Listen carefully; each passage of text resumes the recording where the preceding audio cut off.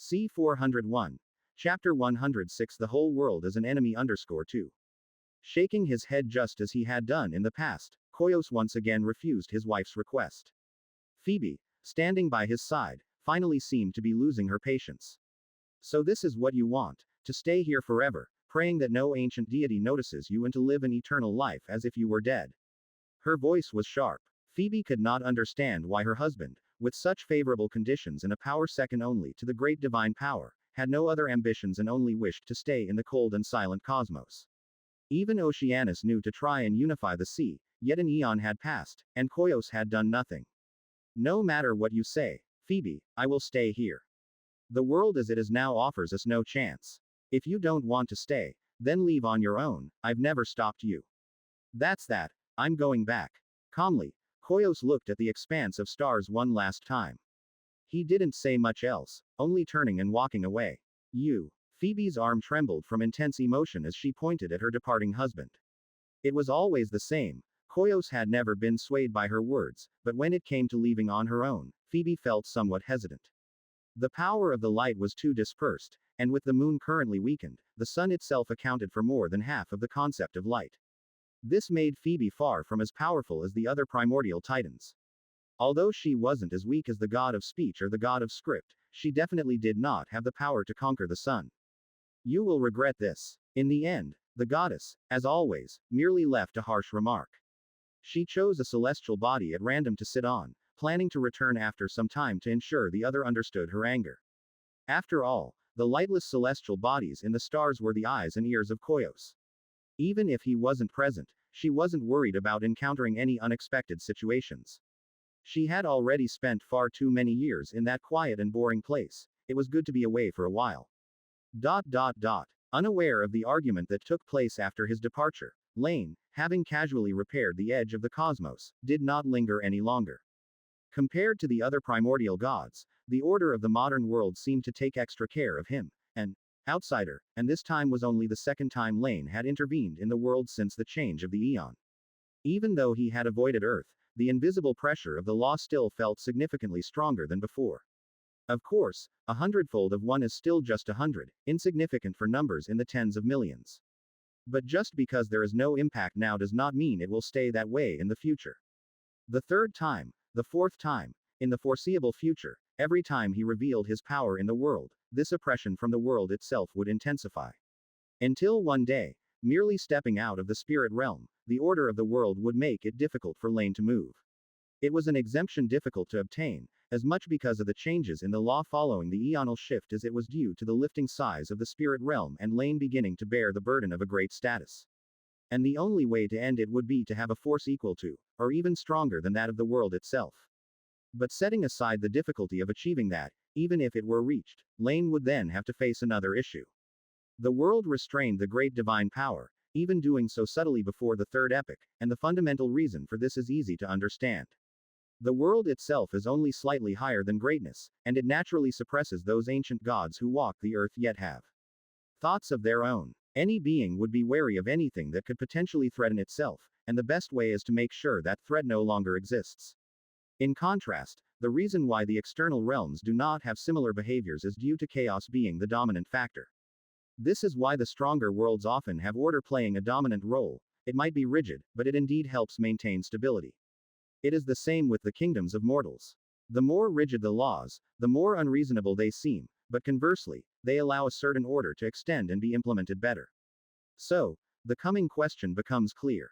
If the spirit realm grows to a certain limit, truly reaching a state of equivalence with the world, whether chaos, being just half a tier higher than the spirit realm of that time, might have some very direct reactions, is a difficult thing to predict. Therefore, Laine had always tried to use roundabout methods to change the fate of the world.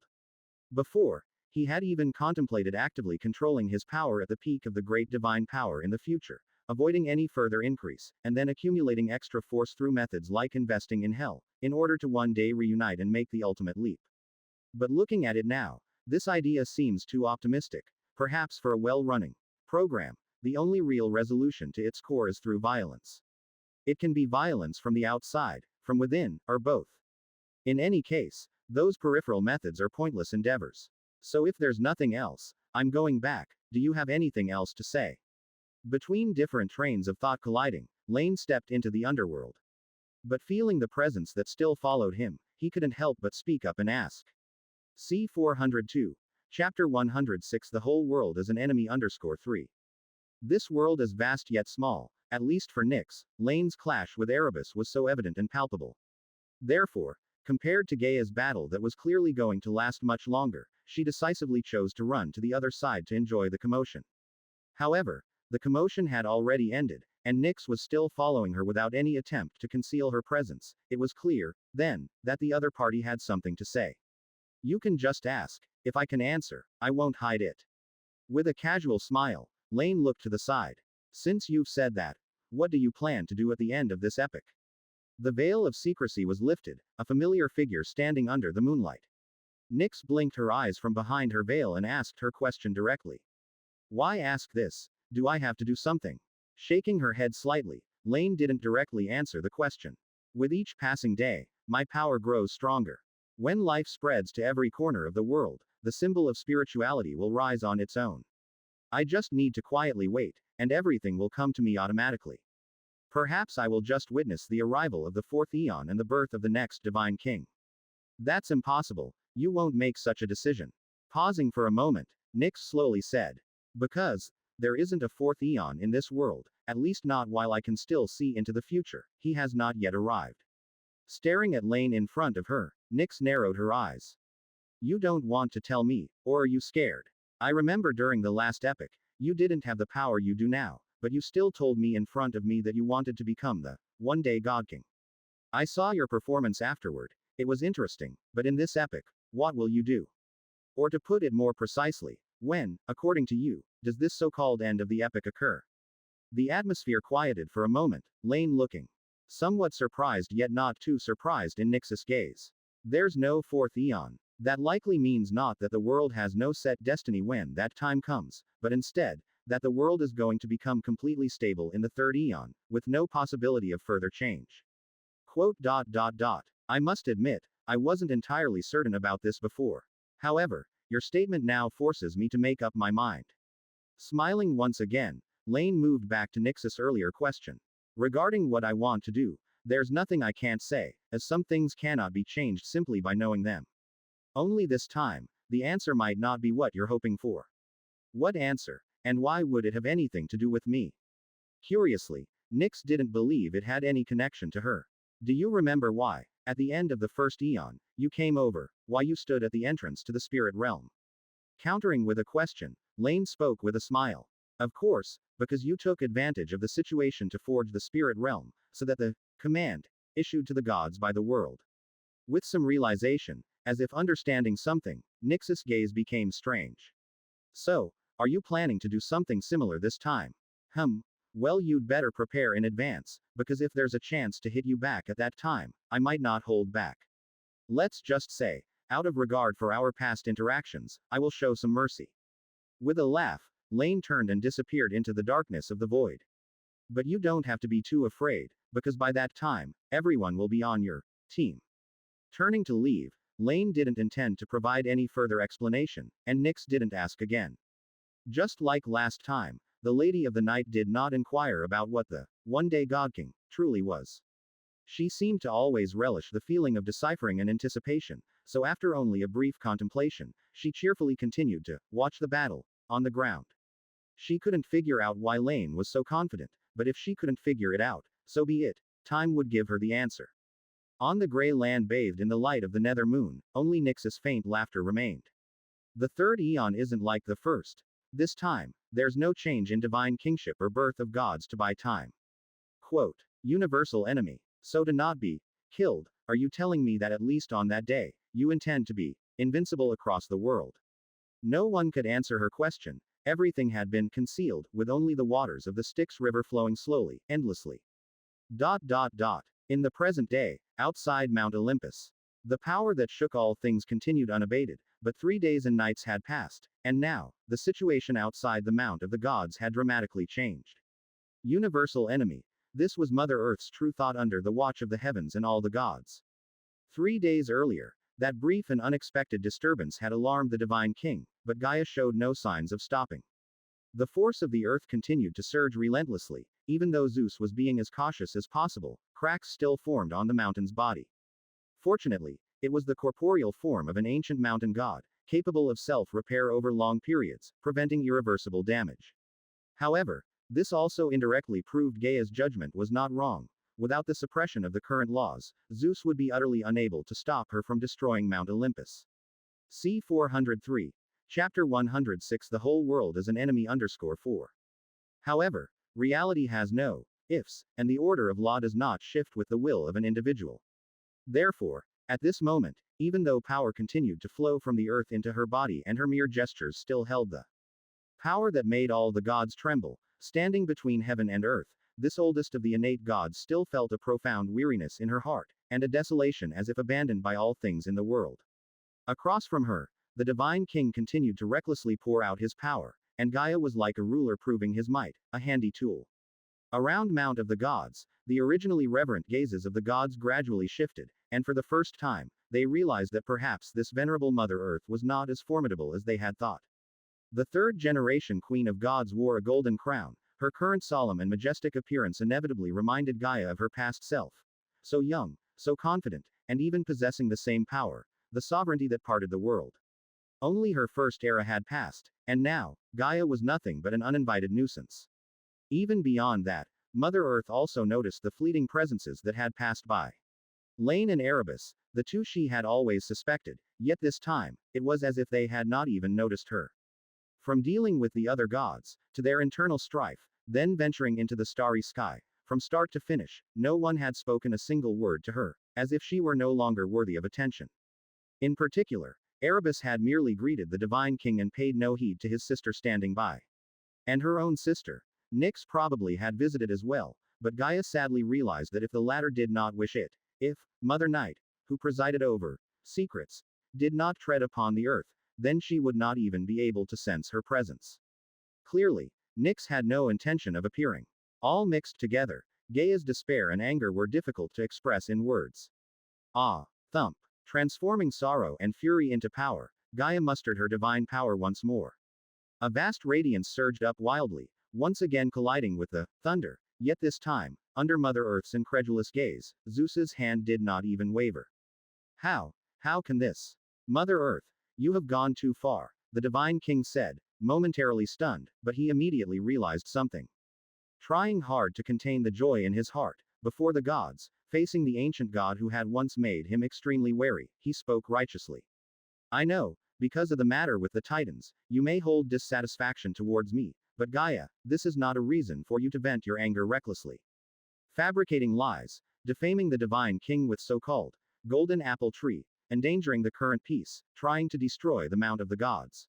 Gaia, you must feel it by now, the world has brought down punishment, and this is the reprimand for your arbitrary actions.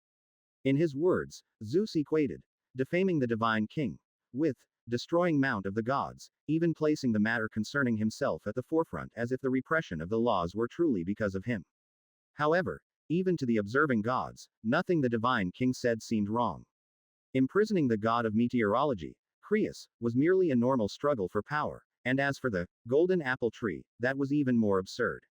Gaia's arrival in a rage was somewhat laughable, so even though she was now being covertly mocked by Zeus, it failed to stir the slightest empathy. When calmness returned, stripping away the halo of the primordial deity, the Gaia before the gods seemed nothing more than an old woman who was upset by something, and then, after her disturbance failed, she was miserably suppressed. Ah, Zeus, there was a time when you wouldn't even dare raise your head in front of me, you. Boom. The arrows of thunder were hurled down, instantly drowning out Gaia's voice. And this time, it seemed to pass a certain threshold. Mother Earth, who had previously had the upper hand, was pushed back upon collision, even reddish marks appeared on her hands. It was not that Zeus had become stronger, but Gaia had become weaker. The 3 days and nights of battle appeared to have exhausted the current order's patience with this primordial deity. The immense suppression that descended, had it fallen upon Zeus, would have been enough to make the newly emerged divine king immediately fall back, even reverting to a state worse than before his ascension. While Gaia was not so reduced, she too was weakened unimaginably. Now, she once again took the place of Zeus, who had just touched greatness, and the Lord of Hell, becoming the edge of the great divine power. It's over, Gaia, abandon your futile actions. In the presence of the gods and in the name of the divine king, I have never once stolen the golden apple tree. His expression indifferent, Zeus slowly began. If you are now willing to recognize your error and relinquish your meaningless accusations against me, then I, too, will respond with mercy, forgiving your presumptuous actions of today without further ado. As his voice faded, the divine king looked calmly at Mother Earth, as if the victory was already in his grasp, and indeed, it was. The scene quieted down, and the gods waited for Gaia's response. Victory was no longer within Mother Earth's reach, not even the chance for mutual destruction. Her only choices now were perhaps a dignified or a disgraceful departure. As for truly suppressing her, that was rather unlikely, but Zeus had never intended to do that either. The authority of the divine king was established, and anything more would be overdoing it. Quote. Without a reply, and paying no heed to Zeus's explanation, Gaia, struck down with a blow, merely looked at her hands now reddened with welts. All the life in the world seemed to be mocking her, and as she looked around, she could not find a single person to stand by her side. Quote. Ha ha ha. Zeus, son of Uranus, offspring of Cronus. After a moment, Gaia lifted her head, looking at the divine king who stood proudly among the clouds. Her voice was a bit hoarse, but at this moment, the entire continent seemed to echo with her voice. I curse you. I curse you. My era may have passed, but one day, yours will also come to an end. I will be waiting for you, Zeus. I will be waiting until the end of all things. Boom. Long before Gaia had spoken her second sentence, the arrows of thunder struck down again, but this time, the divine king could do nothing to stop it. Gaia's figure had disappeared. No one could stop her on the earth, even as she neared the brink of collapse. And her final curse spread through heaven and earth with the trembling sounds of the earth's crust. The expression of the divine king remained unchanged, as if he did not care about the helpless rage of the loser making her exit, but only Hera, who knew him well, noticed that Zeus might not be as calm inside as he appeared. Because she had once heard Zeus speak of the prophecy given before the dissolution of the second-generation divine king. Zeus, a curse without the support of power is meaningless, nothing more than empty words. Now, it is time to do what a divine king must. Stepping forward, Hera spoke softly. Quote. Yes, a joke, nothing but the last attempt at dignity by an old-timer of the bygone era unwilling to leave the stage. Nodding, Zeus took a deep breath, turned around, and looked at the gods bowing their heads under his gaze. Not by the election of the gods, but by supreme power, he was now truly the divine king. C. 404. Chapter 107. Saint Night and Refusal. A power that surpassed the gods still diffused between heaven and earth, bringing a certain intangible oppression, and outside of Mount Olympus, under the divine king's gaze, the gods remained silent. But that was all. Although they had chosen to be mere observers in the previous struggle due to a misjudgment of the situation, the gods were not overly panicked now in the face of the victorious divine king who had returned. After all, their choices had not varied, nor had they taken any further action. Thus, unless the divine king intended to rule the world alone, it was unlikely that he would actually do anything to them. Moreover, Mother Earth had been defeated, not killed, and there was that brief flash of darkness 3 days ago. But these were mere speculations. Perhaps the increase in power might even change Zeus's personality, so at this moment, the gods were quietly waiting for the divine king's next move. Of course, there were some exceptions among the gods, such as Ker, the god of destruction. As Hades' subordinate, his presence here was merely to substitute for Hades and witness the banquet where Zeus would confer the title of principal gods, so even if he made the same choice as the other gods, he still stood aside quite naturally. There was also the goddess of justice, who had just returned to Mount of the Gods not long ago. She likewise did not stand with any other deity and instead stayed alone in midair, calmly watching everything. The goddess seemed to be pondering something, occasionally glancing back in the direction of Mount Olympus. She caressed the hilt of the sword at her waist, her eyes reflecting hesitation and relief. Since receiving this sword symbolizing justice, she seemed to have never truly used it. The divine artifact meant to purge evil had always remained untouched. Since when had it been like this? The goddess didn't quite remember. Perhaps, since the first age, it had always been this way. This is the world of the gods, the world of the immortals. Having stayed here for so long, even she herself seemed to have forgotten what justice was. On the contrary, in the human tribes recently, Themis had seen something. Perhaps, Much of the time, unless there is a perfect monarch, justice and law do not necessarily align. They intersect at times but also conflict. Princess Themis, it has been a long time indeed. Without immediately attending to the other gods, the divine king looked towards his nominally senior relative with a smile, but his question was direct. Do you have any different opinions regarding what I have just done? As you can see, what happened today is not what I wished to see, but it is not for me to decide. If possible, I hope that you can offer a conclusion in your capacity as the arbitrator, letting more lives know the beginnings and the right and wrong of the matter. The divine king's intentions were clear. As the first battle he'd fought since displaying his power, it was naturally meant to be perfect and justified. However, Gaia's curse as she left had made him seem like some kind of villain, so Zeus hoped that Themis would endorse his actions. And it wasn't about creating a false narrative. Indeed, Zeus believed that although he'd certainly done plenty of things that were hard to speak of, at least in the matter concerning Gaia, he hadn't actually been in the wrong. Even now, after harboring some speculation, he reiterated that he was the innocent party. After all, whether he had ever seen the golden apple tree was something Zeus himself was more than clear about. Regarding the battle today, if you are seeking my opinion, Zeus, I have no comments about Mother Earth's matter. She failed to provide evidence to prove you did anything, and her actions indeed posed a threat to the world's order. So, the current world's response to this is only natural. Without letting her personal view of Zeus affect her judgment, Themis indifferently gave her response. This was, in fact, a sentiment shared among the gods. They didn't quite understand Gaia's hysteria. Before Mother Earth awoke, many among them had foreseen today's scene, as her conflict with the divine king was almost unavoidable. However, in the eyes of the gods, this was at most a dispute about the god of meteorology, Creus. Perhaps in the end, unable to reach an agreement, Gaia indeed would have resorted to force, but more likely, Zeus would have stepped back once more, yielding in the presence of the primordial gods. There should have been no other path of development. Yet, when the event actually happened, the divine king's power indeed surprised the gods, but Gaia's actions also left them baffled. Madness, paranoia, incomprehension, and even an unwillingness to listen to explanations. The other side had directly concluded that Zeus had stolen her divine tree and accompanying divine artifact. Of course, they indeed had doubted whether Zeus had truly stolen the golden apple tree, but while the tree was somewhat understandable, what about the life vase? As Mother Earth's accompanying divine artifact, it would slumber along with its owner and reject anyone other than its master from using it.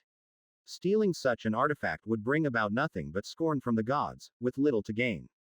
To hear your fair judgment on this matter is truly more than I could ask for. In fact, I still find myself puzzled by it to this day. Perhaps Mother Earth has indeed slept for too long. Zeus nodded in satisfaction, his lips curving into a smile as he received the response he desired. C 405. Chapter 107. Saint Knight and Refusal _2. Another matter resolved. He gave Themis a smile. He once found his aunt quite troublesome, but now he saw she was rather agreeable. Thus, the divine king turned around. With that issue settled, the next step was to continue the unfinished ceremony. He prepared to say something, yet behind him, the voice of Themis came again. Zeus, the affair of Mother Earth is indeed as you say, but what transpired today is not limited to just that.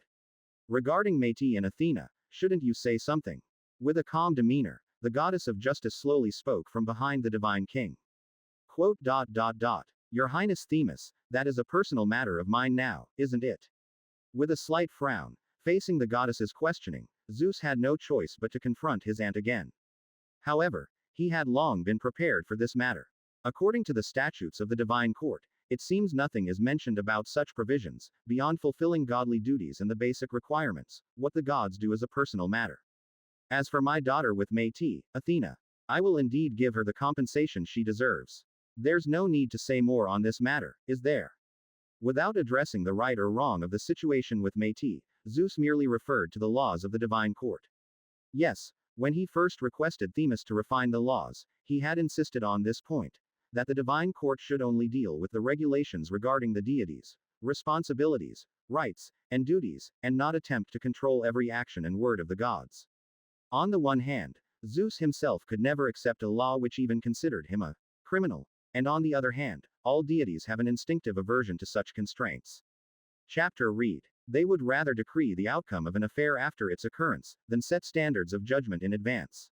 Therefore, Respecting the views of the gods, the divine king naturally obeyed this when discussing the statutes with the goddess. By his reasoning, a law is meaningful only when recognized by all. If a regulation nobody liked was forcefully enacted, it would amount only to violence and tyranny. As the goddess of justice, she should not do this, and indeed, at the time, Themis was persuaded. Only now did she start to grasp the problem with this. The laws of the divine court. Yes, I created laws as you requested before, and they were indeed as such. It wasn't surprising to her, Themis nodded. Turning to look at the surrounding gods, a realization dawned on her. When she walked in the mortal realm, similar feelings were already arising within her. And now, these feelings were solidified. Perhaps, my choice was indeed wrong. Thousands of years have passed. And I've never truly understood my godly duty. What are you talking about? What is wrong? With an uneasy premonition, Zeus squinted his eyes. He was not afraid of confrontation in terms of power. The goddess before him was no match anymore, but his instincts told him that what Themis intended to do had nothing to do with power. The mistake I speak of is naturally choosing to stay in the divine court.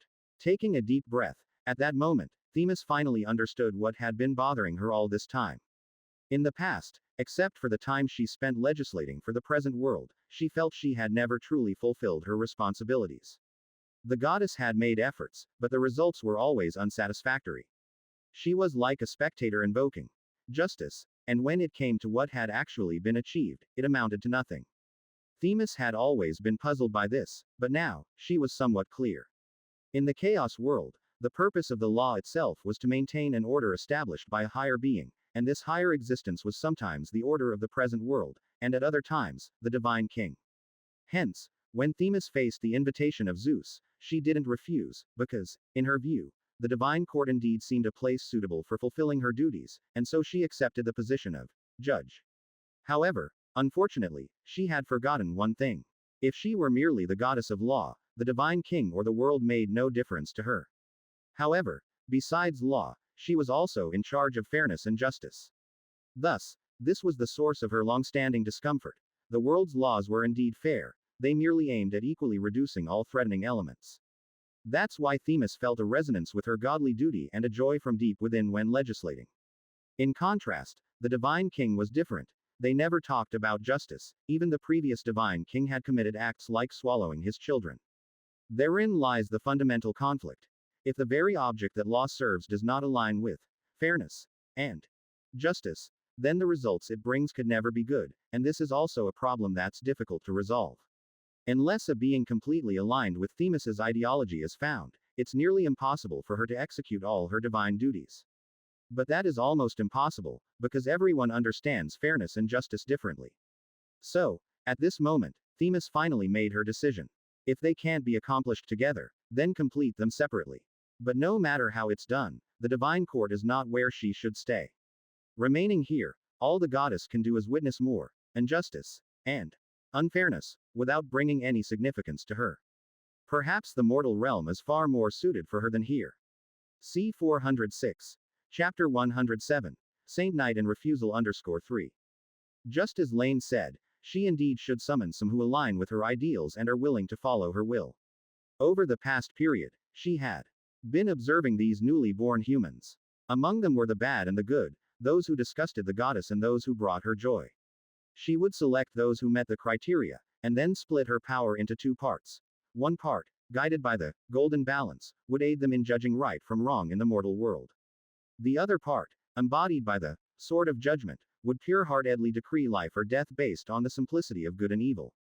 This divine artifact that embodied the authority of justice was already capable of detecting the sins committed by living beings. With a mere application based on the authority's power, Themis could bestow this strength upon her followers, granting them the ability to detect evil, as well as more formidable power over the sinful. Even more so, the goddess planned to visit those celestial clan neighbors once her realm in the spirit world was established. As a convergence of positive energy, they would surely be willing to contribute. When the time came, those chosen humans would be called Saint Knights. Wait, you mean, you're leaving the divine court? Zeus's expression subtly shifted when the goddess's words fell, uncertain of what she was contemplating. He had considered using more persuasion, as he had in the past, but what he hadn't anticipated was Themis making such a decision. He wanted to say more, but this time, the goddess wasn't interested in listening. You wanted a law that fits your requirements, Zeus, and I have provided it. With your current power, it seems I cannot stop you from doing whatever you may. Such is the deity race. Perhaps the world of the gods truly doesn't suit me. Here, power is more useful than rules. With a detached voice, Themis took one last look at Olympus. On this somewhat dilapidated mount of the gods, her temple had been destroyed and would no longer need to be rebuilt in the future. Turning away, the goddess took out a black cloth, covering her eyes once again after an era had passed. Then, for the first time in her life, she drew the golden sword from her waist. C1-17/7. The golden sword hummed faintly, as though responding to its master's power. It instinctively sensed that it finally had a purpose for its existence. From now on, it shall replace my eyes and see the world for me. If the gods agree with your reasoning, then they won't need my help. But if we meet in the mortal realm, chapter continue, it will show no mercy to you. Fading into light, the goddess's form gradually vanished. On Mount Olympus, the divine king stretched out his hand, but ultimately did nothing. He remembered the fleeting darkness from not long ago and another force. Ha, primordial deity, it won't be long. Gaia was the first, but she won't be the last. Whispering quietly, he set another goal for himself in his heart. However, before he finished speaking, Zeus's expression subtly changed. Divine king, come to me. The voice entered his ears silently, without any trace of its source. Yet sensing a breath suddenly rising from afar, Zeus recognized the visitor. The incident is over, my fellows, return to the mountain first. With a slight twitch at the corner of his mouth, the divine king addressed the gods without any outward sign. He headed toward the ravaged Olympus, while on the other side, a form quietly retreated into the distance. Below ground, the underworld. The events on the surface had concluded, but beneath the earth, today's occurrences still continued. A change that would once again affect the world was about to happen, but, just like every time in the past, there had been a slight mishap. Standing before the gates of Tartarus, Gaia incredulously discovered that the abyss, a place of pure instinct, had actually denied her. C407-108. Master of hundreds of millions of monsters. Note. In mythology, creatures like the three-headed dog, nine-headed hydra, and chimera can all be called demons. So, just like sword of punishment and immortal flame, mentioned earlier, this is actually a commonly used vocabulary in Western fantasy novels. The following is the main text. In the ever-dark underworld dominated by murky colors, the sound of the river of fire rolled incessantly. Waves of molten lava would occasionally sweep up white bones on the shore, emitting a sizzling noise. Amidst the ever-expanding underworld, the pale purple glow of the moon remained unchanged. Under its illumination, a dim yellow brilliance streaked across the gray plain. Along the way, the dull light flickered erratically. Although it moved swiftly, it gave off a sense of teetering on the brink of collapse. However, no matter how much it wobbled, it ultimately continued to fly in the sky, heading straight for a destination. Through the flickering divine light, the brown hem of a garment was clearly visible. Without a doubt, this was Gaia, who had left Mount Olympus not long ago. Unlike the gods who had always walked the earth, Gaia had experienced a compact series of events. A few days ago, she had just gone through the ordeal of an epical transition, and upon awakening, she was faced with such a blow. One could imagine the impact this had on Gaia, which is why she did not return to her former seclusion spot, but instead came to the underworld. Delphi had been left with nothing, and the few remaining relics were merely mocking Mother Earth's impotence. However, she also did not resort to her essence after repeated failures, because the reason Gaia chose to leave rather than fight to the death with the Divine King was that in her heart, she still had a glimmer of hope. Even if all living things turned against her, against the very foundation of the current world, chaos was not just of this world. Even if all the life that had grown upon her robust form was now her enemy, on the other side of the world, in a realm dominated by chaos, there were other sacred beings. If intelligent life regarded her as nothing, then Gaia would seek out the unintelligent. If beings of order shunned her, then she would choose to embrace chaos. In the past, among the four primordial deities born from chaos, only the abyss did not have direct offspring born from its own strength, which might have been seen as something the side of order was happy to witness. But now, Mother Earth was prepared to change that herself. Let the child of chaos descend upon the world. As an avatar of the other side of the world, it would be like the king of the abyss, just as Zeus was of this world. And just as chaos was hostile to order, the offspring of Tartarus would inevitably be hostile to the divine king, and all Gaia needed to do was to bring it into this world. As for how to accomplish this, it wasn't difficult. There were two gods of sun, but Helios could never surpass his father, Hyperion. There have been two generations of the queen of gods at the helm of fertility, but in this respect, Hera still could not match her. Cough cough. Cough cough cough. Huff. Hope was rising in her heart, but the weariness of her body persisted, making Gaia's form stagger. Violent coughs continued to emanate from within the glow of divinity, and even her spirit was becoming somewhat blurry, a deep fatigue sweeping over Gaia. She was well aware that these symptoms were a sign that her status was on the verge of shattering. The shackles of the world were as heavy as the sky itself, oppressing Gaia so much that she could barely breathe. Her weakening strength was causing her remaining status to totter as if it could disintegrate at any moment. Of course, although it seemed this way, Gaia could still be certain that such a thing would not actually happen. On one hand, she still had a little bit of strength left, not quite a dead end, and on the other hand, she was, after all, a primordial god, and her essence supported the material realm. Even if her connection to her essence had become much less tight than that of the other primordial gods due to the degree of personification, it still existed.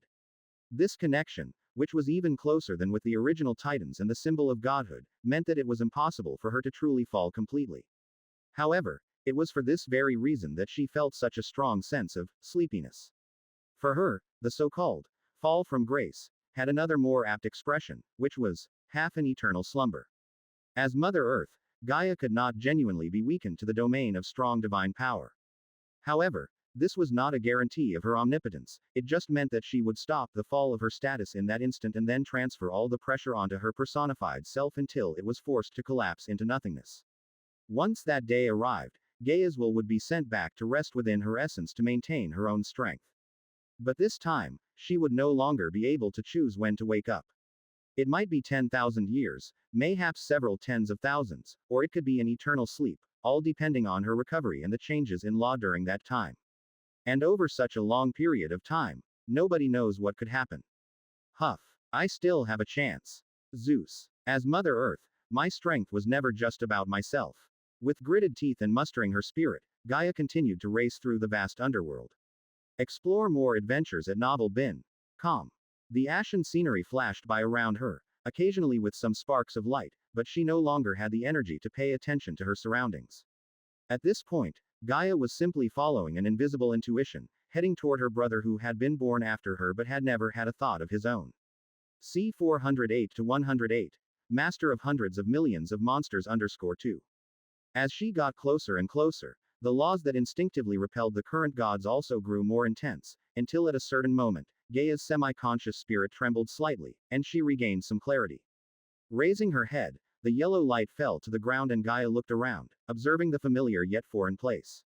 She had been here more than once, but she had never entered. It wasn't just because of the dangers inside. As one of the main entities of the existing world, Mother Earth was just as averse to the chaotic breath of the abyss. But now, she had no other options. Standing on the dark land tainted by the power of the abyss, Gaia gazed at the invisible portal formed by the overlap of Tartarus and the underworld.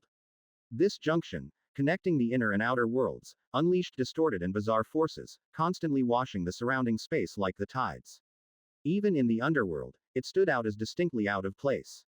The underworld was, after all, part of order, but the abyss was not. Hey, I really never expected. In the end, it seems you haven't given up on me. Sighing deeply, Gaia shook her head as if to rouse her spirit. Feeling the vastness of the abyss, Mother Earth opened her arms and began to release her divine authority and origin.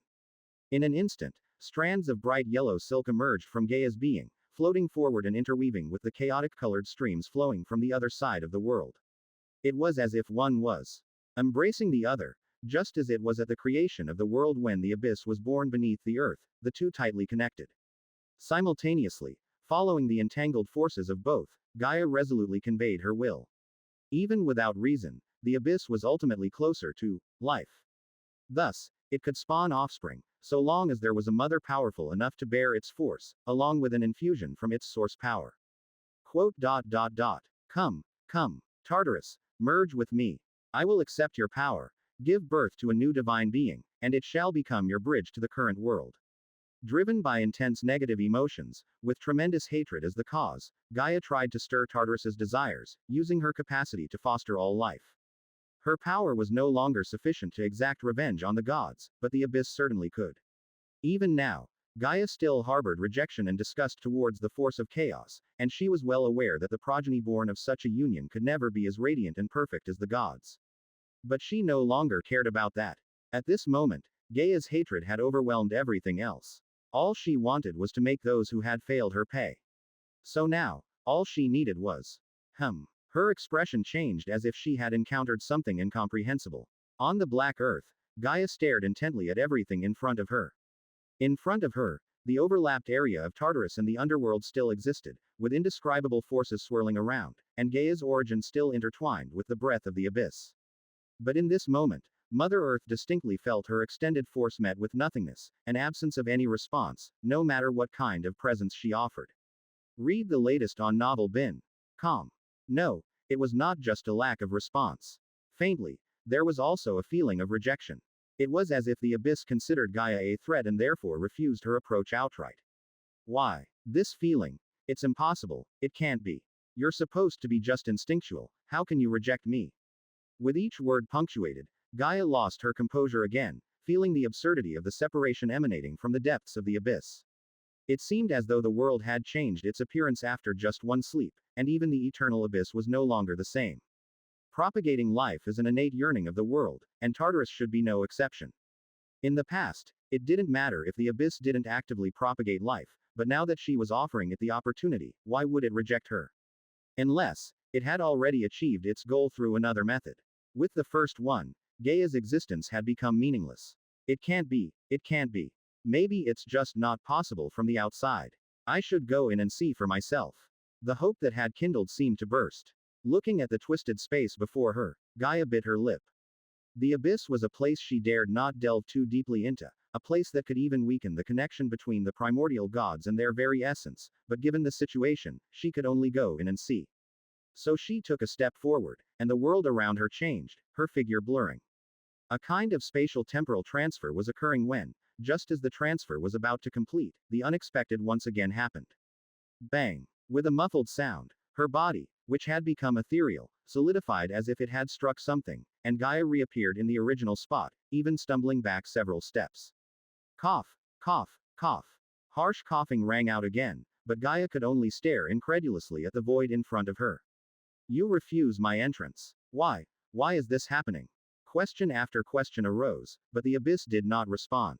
Faced with her own closed domain, the hope that had just risen in Gaia's heart shattered once again.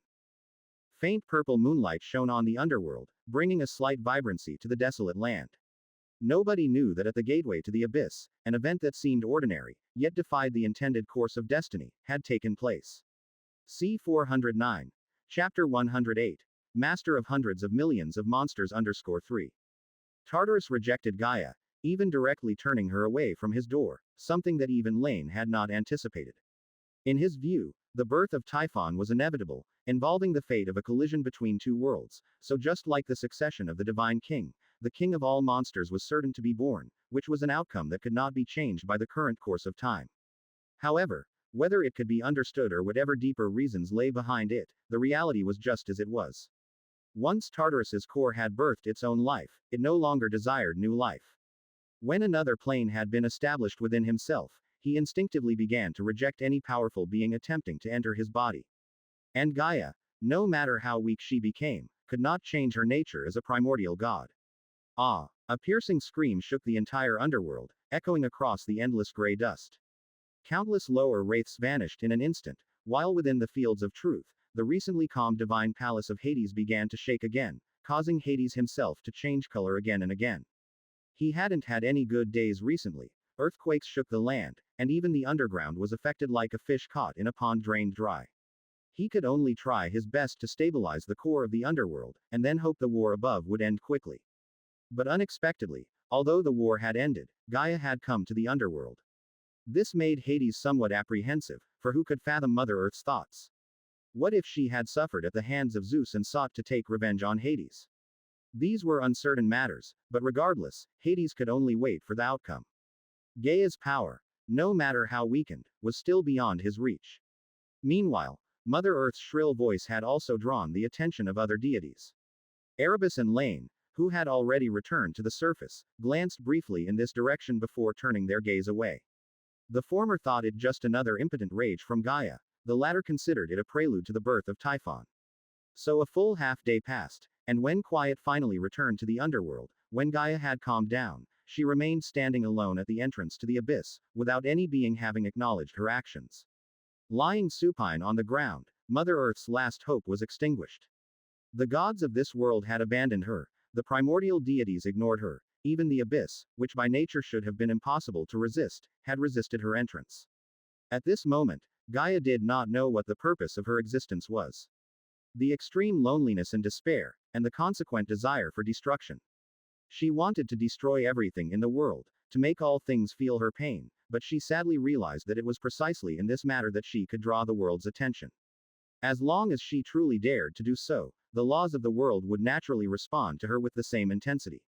She was not a great entity fused into one with the original, this meant her existence itself was not that important. Even she was gradually coming to the realization that perhaps the best Mother Earth for the world was her, on the verge of collapse, sleeping within the original being. Why don't you all just die? Why do you have to exist in this world? Why is everything against me? She started out grinding her teeth, but her voice gradually grew lower. Gaia hoped something would tell her the answer, but there was nothing to respond to her. Single quote. At this moment, she had nowhere to go.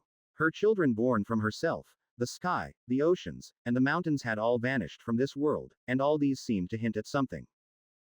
Exhausted and lying on the ground, drowsiness surged up wave after wave.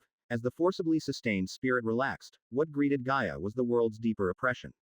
Again in the underworld, she released her power, scant though it was. For Mother Earth, already in a compromised state, it was adding insult to injury. Her thoughts grew chaotic, and at that moment, Gaia even felt she was hallucinating, with something gesturing to her, calling her to come forward. Come. Who? Startled awake, Gaia opened her eyes, only to find she was no longer in the underworld. A beam of light and shadow hovered in the sky, the dark red earth seeming soaked in blood, and at the center of heaven and earth, chains extended from the void, binding a crimson colossus that was hard to describe. The arm she had just glimpsed was actually one of its branches. Life, perfection, unity, various vague concepts were understood by Gaia, gazing at the giant tree as if she were gazing at some absolute truth.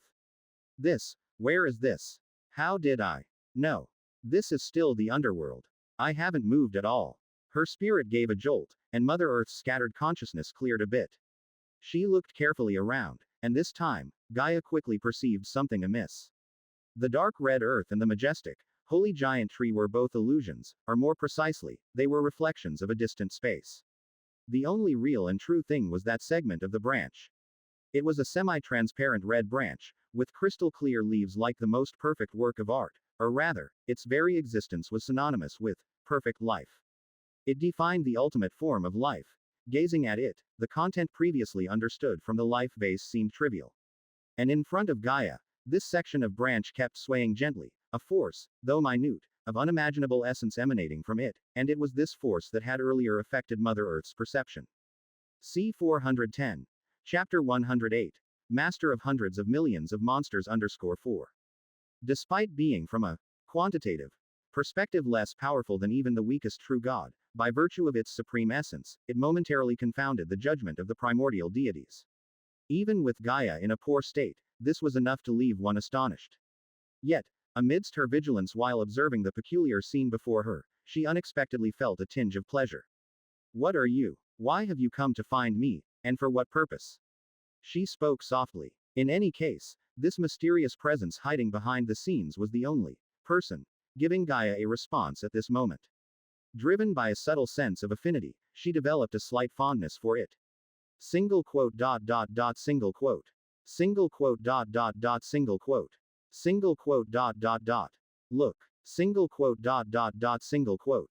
Seemingly unable to articulate clearly, as the branches swayed slightly, no further information came through, only a play of light and shadow that slowly materialized in front of Mother Earth.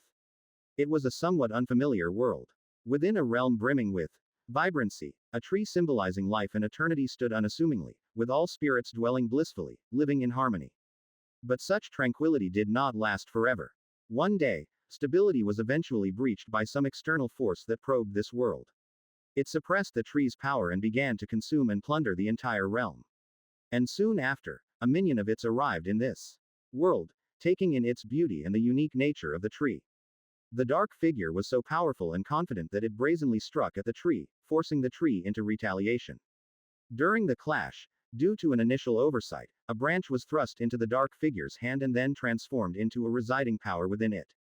The flicker of light and shadow, sequence after sequence, flashed by rapidly. Another figure arrived, joining forces with the previous shadow to oppose the enemy, yet the tree was not overwhelmed. Despite this, the outcome at a world level was always bound to the world itself. The tree did not lose to the outsider but was ultimately sealed away as the world's energy collapsed. From then on, images of it vanished, leaving only the broken branch in the rapidly changing scenes. As light and shadow transitioned, this unexpected, unsealed force seemed to have experienced much. With time's passage and several failed attempts at expulsion, the power in the branch eventually found residence within a mass of flesh and blood. At last, the once wounded dark figure one day extracted them together and handed them to a silhouette familiar to Gaia. It was her former maid, one of the leaders of the nymphs at Mother Earth's side. Only now the figure was no longer as weak as before, instead radiating a powerful aura, with a tall golden apple tree swaying gracefully behind her. Quote. Quote. Quote. The vision ended, and everything became clear. An endless chill invaded her bones, but this time, Gaia did not rant or rave. Having calmed down, she had regained much clarity. Gaia knew that such behavior served no purpose other than to vent emotions futilely and only provided others amusement. However, with the closing of the light and shadow, this ancient mother goddess unraveled many mysteries and dispelled numerous doubts. Fragments from beyond, chaos exerted its power to suppress Erebus and Laine, who arrived one after the other, and the silhouette of her former maid, Moanda. Perhaps Zeus wasn't indeed the mastermind, he was just an accomplice to the Lord of Darkness, and even Laine had a part in it. It was his power that allowed Moanda to somehow occupy the golden apple tree as a body. However, according to the light and shadow, that annoying master of spirituality wasn't the ultimate victor either, he was outplayed by Erebus and Zeus together. So, in the end, the film showed the apple tree and divine artifact falling into the hands of her brother hidden in the darkness, with Zeus gaining the golden apple and the friendship of another primordial god, while Laine, who was also involved, gained nothing. That also explained why a few days ago, Laine suddenly attacked the deities, with Erebus stepping in to protect. Previously blinded by rage, Gaia hadn't thought it through, but now, she felt she could finally see the truth. Just like her, Laine was also dissatisfied with the actions of the Divine King and the Dark Overlord. Only he wasn't as impulsive as she had been. Instead, he chose an appropriate moment for revenge, even temporarily opting to withdraw when initially opposed. Perhaps, for a primordial god, this was the most rational course of action. Eternal beings should not fret over temporary victories or defeats. Yet Gaia also knew, if she had remained calm, she wouldn't have ended up like this. It's easy to change a kingdom but hard to change one's nature. Knowing something doesn't mean you can change it. But now that she had figured everything out, Mother Earth shifted her focus. The underworld, that should belong to me, she murmured, her faint voice carrying waves of hatred. Now, Gaia wanted nothing more than to go there immediately, to seize that traitorous elf and subject her to eternal torment. Yet, just as she took half a step, as if realizing something, she couldn't help but stop. Erebus. Even a slight calm had Gaia recalling the true gap between them. She knew that unlike Zeus, even without the suppression of the law, facing this Lord of Darkness, she stood no chance. No matter how much she was willing to sacrifice, no matter how fiercely she struggled, in the face of absolute power, she could never surpass her brother. C. 411. Chapter 108. Master of hundreds of millions of monsters _5. Therefore, she needed an assistant. So what about you? What's your purpose? What do you want to do? Turning around, she looked at the swaying branches in the void. Gaia suppressed the emotions in her heart. An entity sealed by chaos, one that could even draw against two great divine powers under the world's suppression, a divine tree that dominated a realm, was by no means anything harmless. Even her cunning brother had already suffered from it, and the Dark Overlord, who had never touched this level of power, did not realize that he had actually started to expel the disease-like strength bit by bit, but it had not actually been destroyed, instead, it lay hidden in the dark. This nearly immortal nature. For a moment, Gaia couldn't think of anything that could match it. The only thing that might be considered its equal was only one. That was the undying root of gods. Although Gaia felt that the immortality of the branches in front of her was not as strong, there was already a faint similarity between them. If it was a power of that level, the Lord of Darkness and Zeus were probably no different. Single quote dot dot dot single quote. Single quote dot dot dot. You. Single quote dot dot dot single quote. Single quote dot dot dot. Life. Single quote dot dot dot single quote. The branches swayed again. A vague intention came from them, but quite easily, Gaia understood its meaning. It needed her power, and the reason it had chosen to appear before Mother Earth was precisely because of Gaia's hatred for all things in heaven and earth, as well as the authority she had shown when facing Tartarus. Fertility, divine authority. This was the only thing it wanted Gaia to do. Not to provide power, just to serve as a mother, as a primordial deity rooted in the chaos world, for Gaia to give birth to the mother tree and her offspring, then to endow this life with an identity to walk in the world. The only two missions for this newborn life were to leave behind more traces of the mother tree in chaos and to follow Mother Earth's commands, to help her accomplish certain things, such as the revenge on the divine king and the current world that she longed for. Quote dot dot dot. So, are you asking me to betray the laws of the present world, and invite your outsider's invasion? After a brief silence, looking at the branches before her, Gaia seemed to be talking to it, as if she was talking to herself. Certainly, I can do that, but what you're offering me is not enough. Gently clenching her fist, Gaia sensed the other's power again. It was strong and had an erosive nature, but nevertheless, it could not corrupt a primordial deity as long as the present world's law remained intact. Although the order of the current world was increasingly distasteful to Gaia, she would still not allow Mother Earth's consciousness to be tainted by other things. So, remembering her powerlessness when facing Zeus and the pressure of the law still weighing upon her up to this day, she finally made up her mind. Mother Tree, that's what I'll call you. I can agree to your request, but what it has, I should have too. The power you give it, leave a share for me as well. In silence, in a corner of the underworld, an agreement was reached between the remnants of a foreign realm and Chaos's Mother Earth, hence, a new life's seed began to gestate deep within the Earth. It carried Typhon's fate, but it was not just limited to that. In this increasingly unpredictable world, it would certainly leave more traces in the world and alter the direction fate is supposed to take. Lord of a myriad of demons, in later times some would call it this. Others believed it was a symbol of the fallen, the origin of many evil beings, from ancient times, the beginning of numerous disasters in the material realm. However, as the offspring of the flesh mother tree, there was one thing later mystics agreed upon. The end of the ancient third epoch was closely related to it, and in that lost chapter of history, it was undoubtedly an indispensable existence. C. 412. Chapter 109 Minta and Advice. At the heart of the underworld, the fields of truth. Unlike the edge where Gaia was currently located, even the always desolate underworld inevitably looked a bit different at its core. The towering divine palace of Hades was built here, surrounded by many strangely styled buildings that were established layer by layer. Their existence was like a decoration, making the bleak interface appear more vibrant. But that was all days ago. Now, this realm that had suffered an unprovoked disaster looked far from intact. Whoosh. Bang. Following a loud noise, Hades's mouth twitched slightly. He watched the wall, which had collapsed simply from his touch, and his pale face unavoidably darkened a bit. This was not an isolated case. Similar situations were scattered all around. Faced with this sudden disaster, Hades didn't know what would be appropriate to say. This was not the first time. Before, because of the goddess of the nether moon, the divine palace that had just been constructed had already fallen to ruin once. Now, not long after, it was destroyed once again. Apart from his own main hall, which was still intact, the vast fields of truth above were in complete disarray.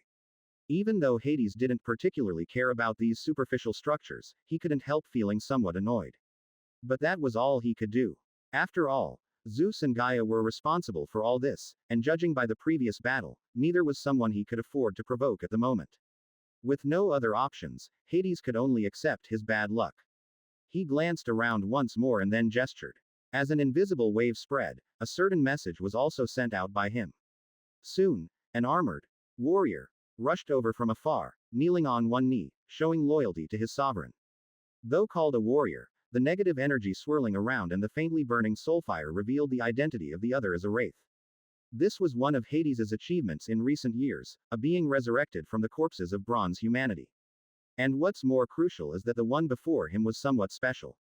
He had a more vigorous life energy before death, which allowed him to survive a bit longer in the flood. Seeing the underworld was still in a state of reconstruction, Hades naturally did not hold back. He acted ahead of time when the other was on the brink of death and manually turned him into a wraith. The other had not disappointed Hades, becoming a rare and strong existence among wraiths in just a century. Most importantly, he was utterly loyal to Hades. Thus, Hades naturally took him as a close retainer and even hoped that he could learn more and become an able assistant to himself. Evans, what's the situation with the casualties? And in the recent upheaval? Never mind, there's no need to worry about that. Shaking his head without saying anything more, Hades's question was to the point.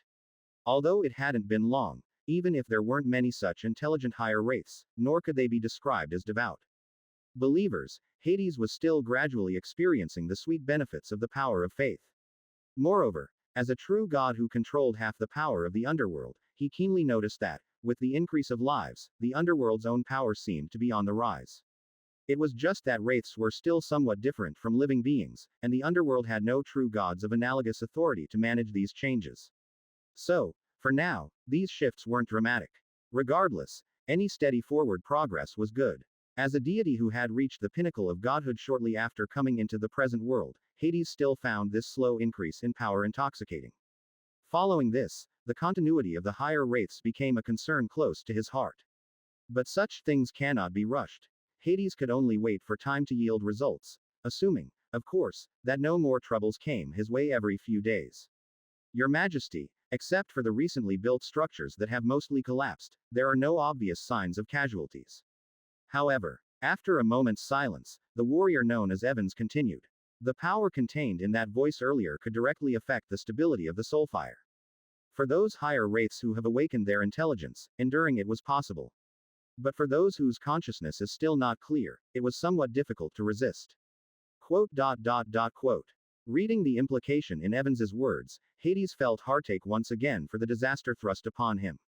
Previously gathered from the earth, there were only less than 100,000 bronze humanity corpses that had developed stable thought and even recalled some memories of their lives. The rest had not achieved this step yet. And now, their soulfire had disintegrated under the vehement shout of Mother Earth, forcing Hades's plans to be delayed once more. In this moment, Hades, who had never quite disliked Gaia, couldn't help feeling a bit annoyed with his grandmother. Zeus provoked you, so you could have just gone after him. Why bring disaster to my underworld? Quote. I understand, you can go arrange the reconstruction. The dead from the earth continue to flow in endlessly, it's just a waste of a few hundred years. Trying to appear nonchalant, Hades waved his hand. The wraith warrior bowed and retreated on his own. Soon, the once quiet fields of truth became noisy, with many wraith lives busying themselves, clearing the broken buildings, then laying the foundations for new ones. After watching for a while and seeing no other changes, Hades soon returned to his still intact divine palace. Sitting on his throne, he couldn't help feeling a sense of urgency. C. 413. Chapter 109 Minta and Advice _2. Previously, Hades's actions had always seemed unhurried, for when referencing the past two eras, the 1 to 2,000 years before a divine king took the throne were often calm and tranquil. According to his plan, this period had been ample for the underworld's power to significantly rise and for him to reach the pinnacle of formidable divine power. But plans can't keep up with changes. The power Zeus suddenly displayed had made Hades greatly wary, with a touch of envy as well. Up until today, the Lord of the Underworld had not feared his younger brother, for with the support of half the realm, very little could truly threaten him. However, as the confrontation between Zeus and Mother Earth unfolded, the matchless power altered Hades's thinking abruptly. He needed to do something, and just so, as the guardian of oaths, Zeus still owed him a favor. Quote. Minta, have you found the person I asked you to look for? With a flicker in his gaze, Hades turned to his maid beside him and inquired. Your Majesty, not yet. Minta replied, respectfully with a shake of her head. Not yet. Frowning slightly, Hades didn't say anything. He pondered for a moment before making his decision. Then put this aside for now, I will find another way. What? With a gasp, the Naiad slowly lifted her head. Facing the gaze of her sovereign, Minta clenched her teeth but continued to speak. Your Majesty, why bother yourself with this? The deities on earth will not favor the underworld. Enough. Whoosh. With a cold rebuke, an intangible current swept through the temple. Almost instantly, Hades understood why she had not yet completed the task he assigned her. It was not that she couldn't. It was that she didn't want to. He knew this nymph had always harbored certain delusions, like coveting the position of queen of the underworld. But Hades had not expected her to dare neglect the task he had given her for that reason. Previously, the lord of the underworld hadn't taken her aspirations seriously, for nymphs with similar delusions were commonplace on Mount Olympus.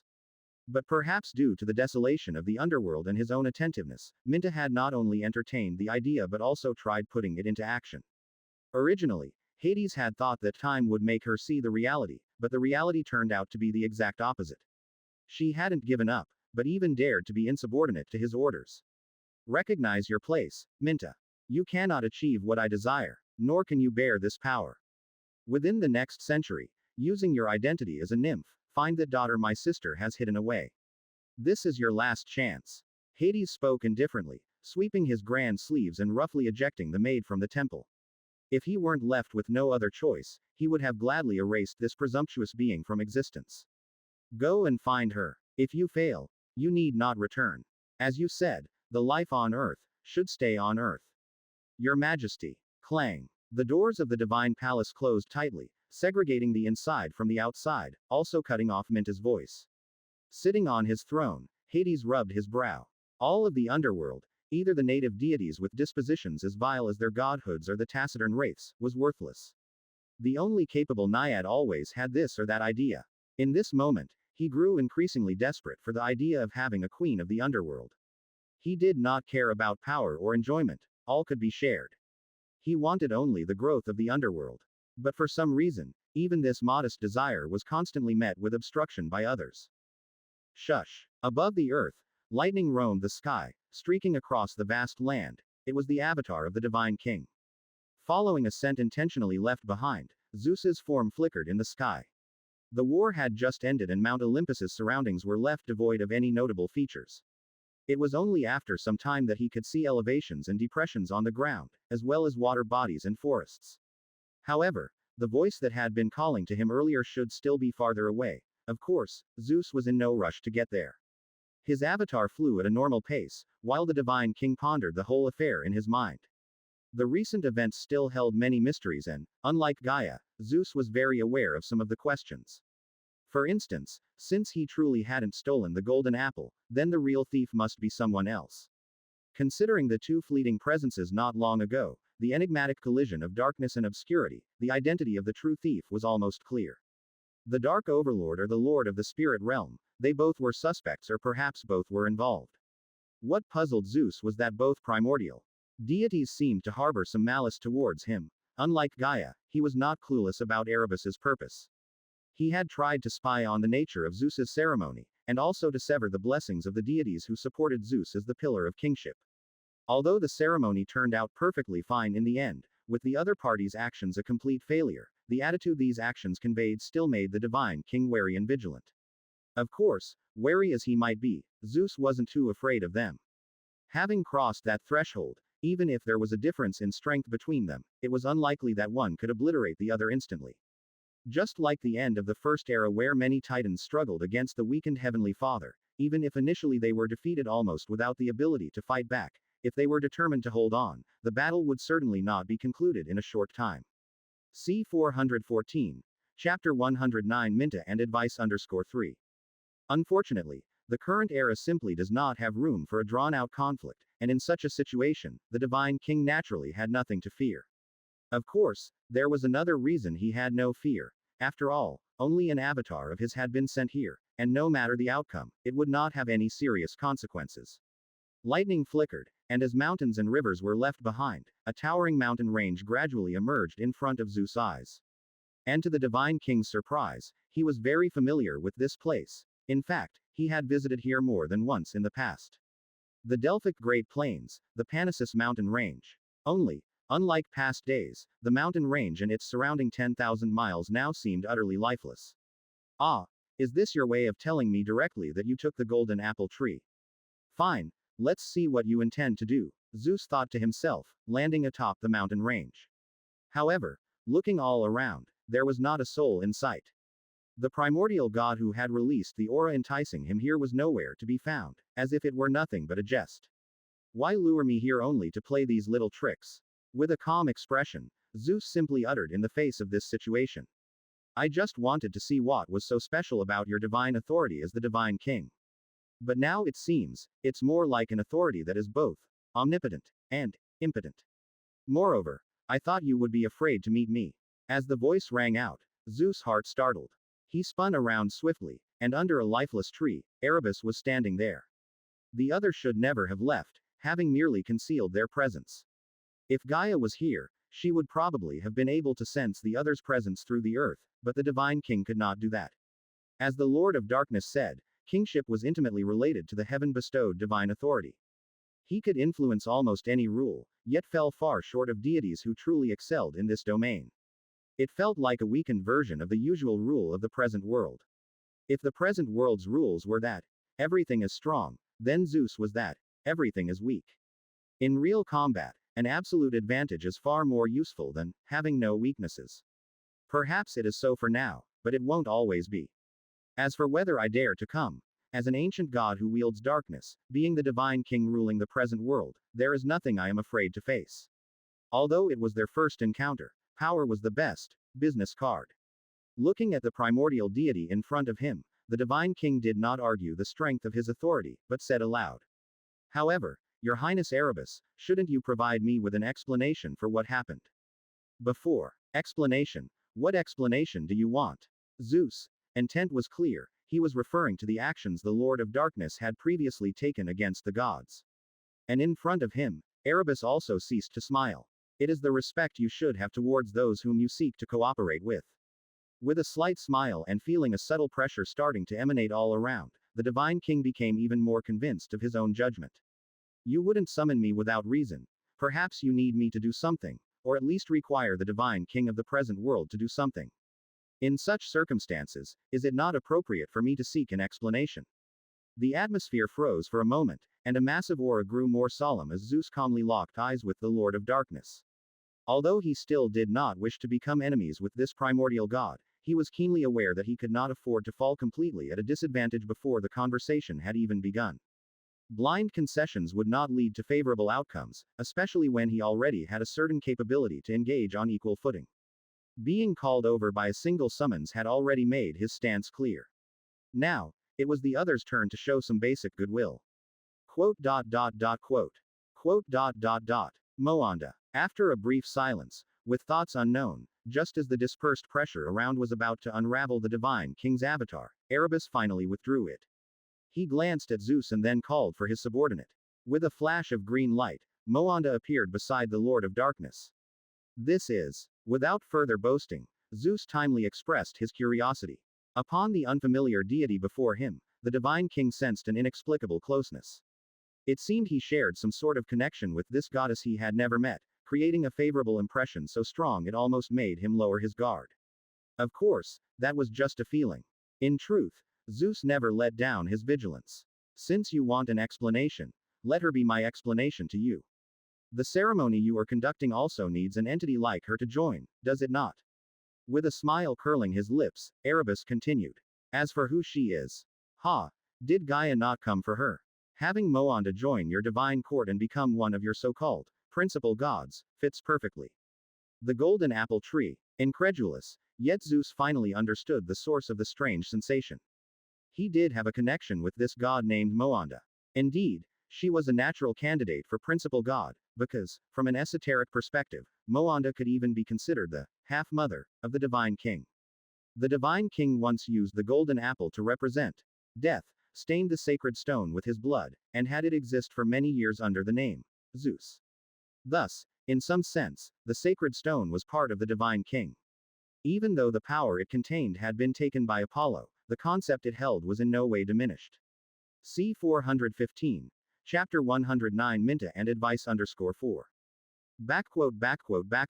In such circumstances, as the consciousness of the golden apple tree, the relationship between Moanda and Zeus was naturally clear without asking. However, the surprise was momentary, and soon, the divine king regained his composure. He looked at the Lord of Darkness before him. This was not just a matter of explanation.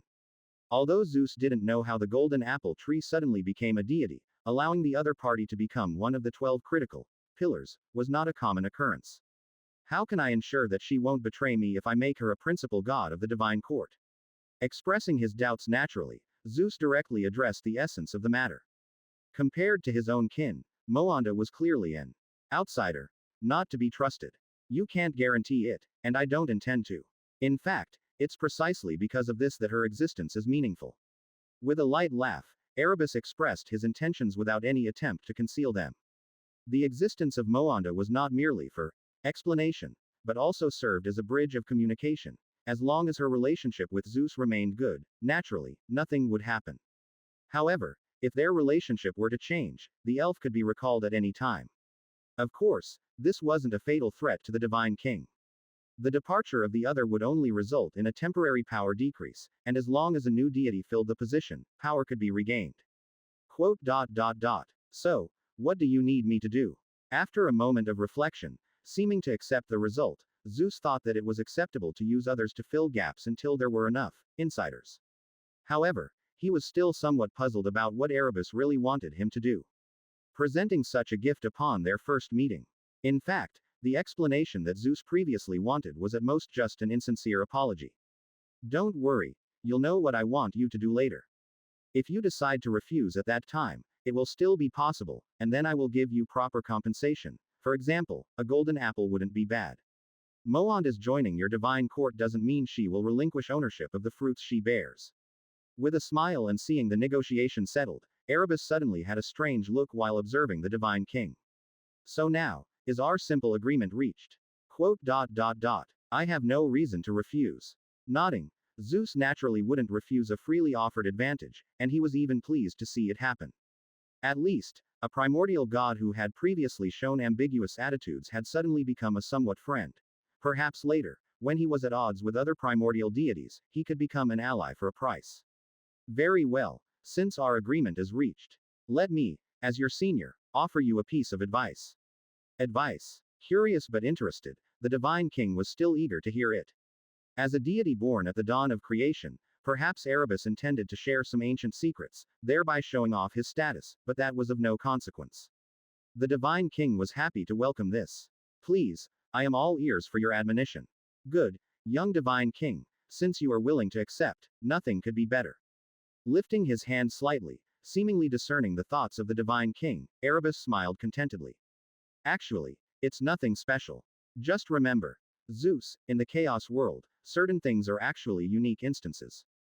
For example, not every primordial god is as incompetent as Gaia. C 416. Chapter 110 Pollution and Arrangement. Atop Mount Olympus, with the combined efforts of the gods, a makeshift council chamber was reluctantly erected.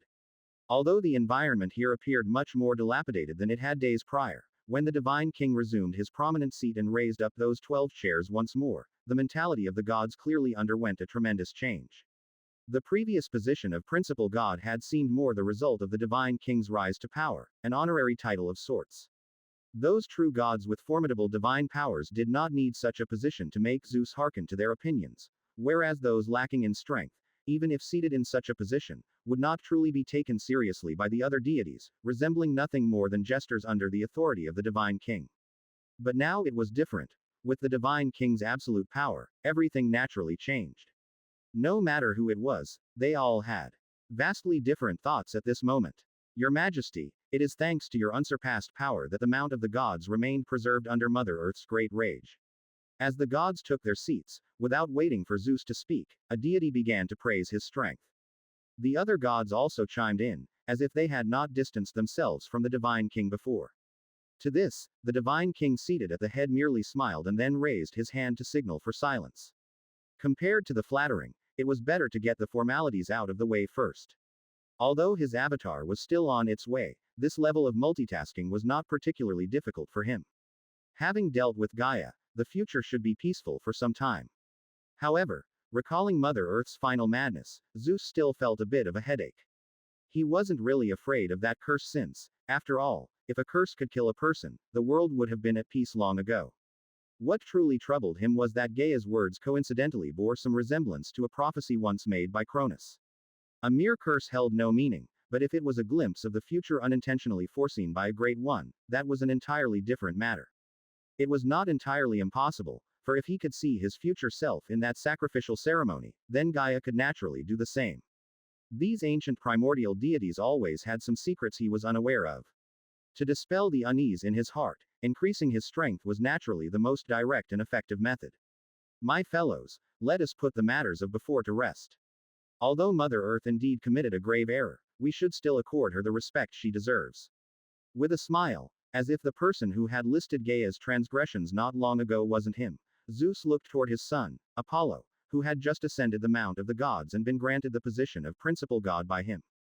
Being raised loosely had made the boy less close to him, so previously, he had not stood with Hera. Of course, that might simply be due to a pure disgust for the heavenly empress. Regardless, Zeus believed that time would change all this. After all, for those goddesses, the divine king might indeed not be much, but for those children who could maintain his rule, he had never done anything wicked. Apollo, my child, I am proud of your martial prowess in slaying the serpent at Delphi, but indeed, it was also one of the catalysts that disturbed Mother Earth's slumber. I want you to go to the oracle, watch over it for 10 years without using divine powers. Do you accept my decision? I will. Nodding his head, Apollo did not refuse. There, he had obtained the power of the sacred stone, so for him, to expend such an insignificant effort was merited. As for the divine king just having offended Mother Earth, whether his journey would be dangerous, Apollo was not afraid. The gods do not die. Therein lies their greatest reassurance. Moreover, if the great mother goddess truly sought to take her anger with Zeus out on him, he would certainly take note of the matter and then retaliate on some future day, regardless of the vast difference in their powers. Gaia must not be insulted, and neither should Apollo. Very well. With a satisfied smile, Zeus expressed appreciation for his eldest son's decisiveness and bravery. Not every deity would dare leave Mount Olympus at this juncture, much less head to Delphi. But with Apollo as the first, provided he remained unharmed, the gods' fear of Mother Earth would diminish, and everything would return to its original state. After arranging matters for Apollo, the divine king immediately looked in another direction. Athena, his truly firstborn, as the gods watched the battle between the two primordial deities, the goddess of wisdom had already completed her exploration and silently merged with the gods. Now, she, too, had returned here. Regarding her, Zeus had no concerns. As long as she did not remember the events before her birth, then all was well. The landed divine king would naturally compensate her doubly, thus offsetting the pre-landing conscience that he had once lost and now scarcely possessed. Athena, my daughter, seeing you is like seeing Métis from those years past. She was so dazzling, and her wisdom brought me so much help. Pity that we had to part ways in the end. Seeming somewhat regretful, Zeus's tone paused slightly. He took note of the reactions of those around him, such as Hera's displeasure, the complexity in Hestia's gaze, and the hidden hatred in Demeter. Ever since the second sister had given birth to a daughter under his coercion, she had been this way. C. 417. Chapter 110 Pollution and Arrangement _2. Even their daughter, Zeus had yet to meet her face to face to this day, but he did not particularly care. As the goddess of all things growing, the divine king did not see her as a threat, and Demeter's consistent temperament also did not seem like one inclined to any vehement resistance. Just as I said to Themis a moment ago, Athena, I will doubly compensate you. Although I have harmed your mother goddess, my love for you surpasses that for any of my other children.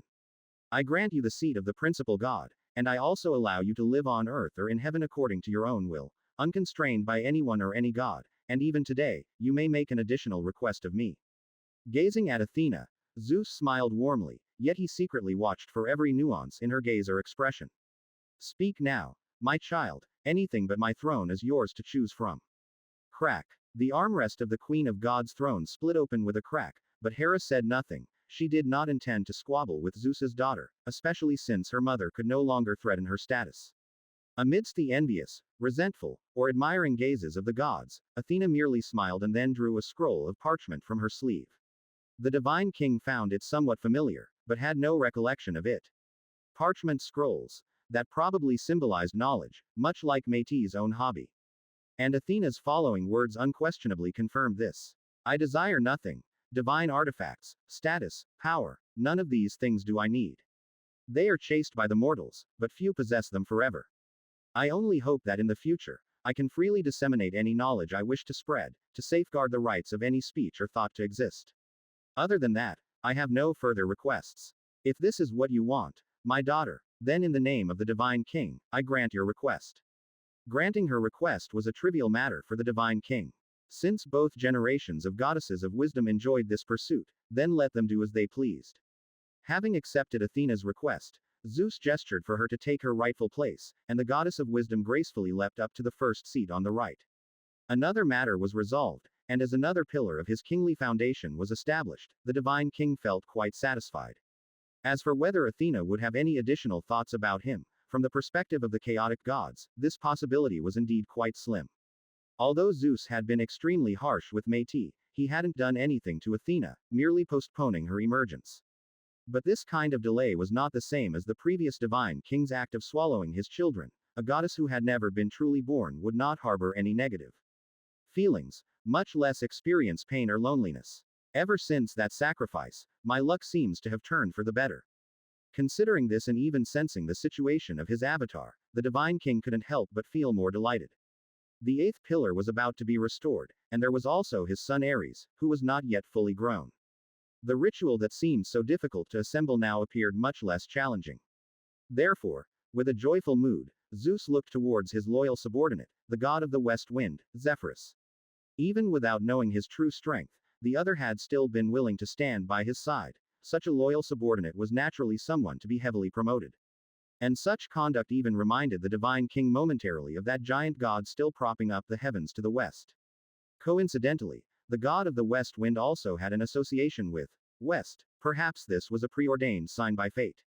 Compared to other deities, allowing such a god to ascend to the peak with the help of faith and then sit in the principal god's seat would truly allow the divine king to rest assured, while at the same time displaying his unquestionable authority, and the loyalty of the other was beyond doubt. In time, all gods would see that, if he so wished, even a true god with weak divine power could become the supreme ruler of the gods. With even more warmth in his eyes, Zeus happily spoke. Zephyrus, my subject, and my friend. Over the years, you have done many things for me, and I have kept each one in my heart, never forgetting. Without mentioning the past, but the gods knew that this was the divine king's way of praising the other's loyalty. Your Majesty, this is my duty. As a member of the divine court, I am obliged to serve you. Stepping forth, the god of the west wind bowed respectfully, and hearing the other's humble words, the divine king smiled and waved his hand. In any case, Zephyrus, your merit is indisputable, and I admire your ability. Therefore, if you're not inclined to refuse, I will marry my daughter with Eurynom, Euphrosyne, to you as your wife. I believe this will be a blissful marriage. It would be my honor, your Majesty. Without hesitation, Zephyrus immediately accepted, and the divine king was unsurprised. He didn't think the god of the west wind would refuse his goodwill, and what another daughter thought was even less of his concern. As one of the three graces, Euphrosyne held no place in Zeus's heart. Very well, then let this matter be settled. Your wedding will be held later, and now, I have another task for you. After a brief pause, as the matters with his avatar were nearing an end, Zeus came to understand that the goddess who emerged from the golden apple tree presided over the domain of life. This was one of the most supreme authorities in the world, and even though life was actually fragmented, as the primary guardian of a significant part of it, Moanda must be extraordinary. C 418. Chapter 110 Pollution and Arrangement _3. However, the divine king did not intend to personally bring Moanda to the Mount of the Gods. This task was better suited for the god of west wind. Zephyrus, I want you to hold my scepter and go to the mountain of Panassus to welcome a messenger of the ancient gods on my behalf, he said. As Zeus took out the divine king's scepter, he noticed the gods, attention to the name, ancient gods, but he pretended not to know and continued. Her name is Moanda. She is the true god who presides over life, the progenitor of all plants in the world. And starting from today, she will also become a new member of Olympus. His voice suddenly stopped. Seeing this, Zephyrus lifted his head, puzzled. Under his and the gods' watchful eyes, the divine king showed no other movement, simply sitting on the throne as if suddenly lost in thought. After a short while, Zeus seemed to come back to his senses, and with a forced smile, handed the scepter to the wind god. Take it, and go fulfill your task, he said. Quote, As you command, your majesty. The god of west wind didn't understand the divine king's meaning, but being the king's most loyal servant, he didn't ask questions and simply accepted the scepter. Accidentally, Zephyrus's peripheral vision seemed to catch something. That was the divine king's wrist hidden under his sleeve. There, a dark red light glimmered faintly, a bloody mark writhing as if something was about to emerge from it. But it was only a moment of confusion, and then everything disappeared as if it had been an illusion. With an involuntary shiver, the god of west wind, acting as if he had seen nothing, respectfully bowed again and then transformed into wind to leave the king's palace. On Mount Olympus, the meeting was still in progress. Zeus's distraction was only a minor incident, and no one cared about such a trifle. Half a day later, when Zephyrus arrived with the goddess of life on Mount Olympus, the divine king announced the start of the banquet. This belated celebration was initially for Apollo and for establishing the 12 principal gods, but now, it also served as a celebration for the birth of the goddess of wisdom and the arrival of the goddess of life. Perhaps due to exhaustion from the previous battle, the divine king left his seat and retired early into the banquet. The gods were understanding of this behavior as, after all, his opponent had been a primordial deity, and he had achieved the ultimate victory. Zeus's departure caused no ripples, and to relieve the earlier tension, the gods focused on their nectar. In such circumstances, skirting the ruins scattered on the ground, in a secluded corner, the divine king parted the spatial barrier to arrive at the belly of Mount Olympus. Damn, what is this stuff? Come. Passing through the spatial barrier into an annexed space of the present world, with the divine king's summoning, a certain power was bestowed upon Zeus. His divine power, strangely weak in this mighty realm, suddenly surged, making his might appear balanced once more. It was only at this moment that the divine king finally breathed a sigh of relief, pulling up his sleeve to look at the writhing flesh on his arm. Just before, he had been puzzled that the rarely seen primordial deity had been so easy to talk to, sending a gift before even making a request, but in the blink of an eye, the other had brazenly attacked. However, despite Zeus's shock and anger at Erebus's actions, he didn't find it too hard to accept, and he didn't even put up much of a fight. After all, it was just an embodiment, and he certainly couldn't be a match for the opponent, so being annihilated didn't constitute much of a loss. But now, the divine king deeply regretted that he hadn't decisively destroyed that embodiment. Somehow, using some method, the Lord of Darkness had allowed this strange power to act directly upon his true form through some kind of connection. Zeus wanted to expel it immediately, but the result was not as he wished. Not only did he fail to do so, but this power was still continuously eroding and assimilating everything around it, as if it wanted to give birth to a new, pan-consciousness, from within Zeus's body. Perceiving this, the divine king immediately chose to come here to suppress it with the help of Asgard's boundary force. In hindsight, his choice was indeed correct. Having replenished his divine power deficit, the divine king finally managed to resist this strange power. Had he been unable to deal with it even here, Zeus might even have had to abandon this divine body and nurture a new one. But such a cost. In the last era, there had been a deity who did something similar, which was the ancient god of sun, Hyperion. This Titan deity had taken a full 1,000 years to recover after burning his divine body, and Zeus did not want to follow in his footsteps. After all, although losing a divine body, a deity could still freely move about the world, but whether in terms of enjoyment or actual power, there would inevitably be considerable impacts. What a terrifying power. But, I did indeed receive your warning. However, I also received the secret you told me. So it turns out that in this world, there exist unknown beings powerful enough to rival the primordial gods. It makes sense, since the Asgard I am in now was previously unknown to anyone. With a cold laugh, although Zeus was unclear about the owner of this power, he could easily sense its essence, which was certainly not a power similar to darkness. Rather than considering it a warning from Erebus, it was more like he was dumping this troublesome thing onto the divine king. In fact, Zeus's guess was very accurate.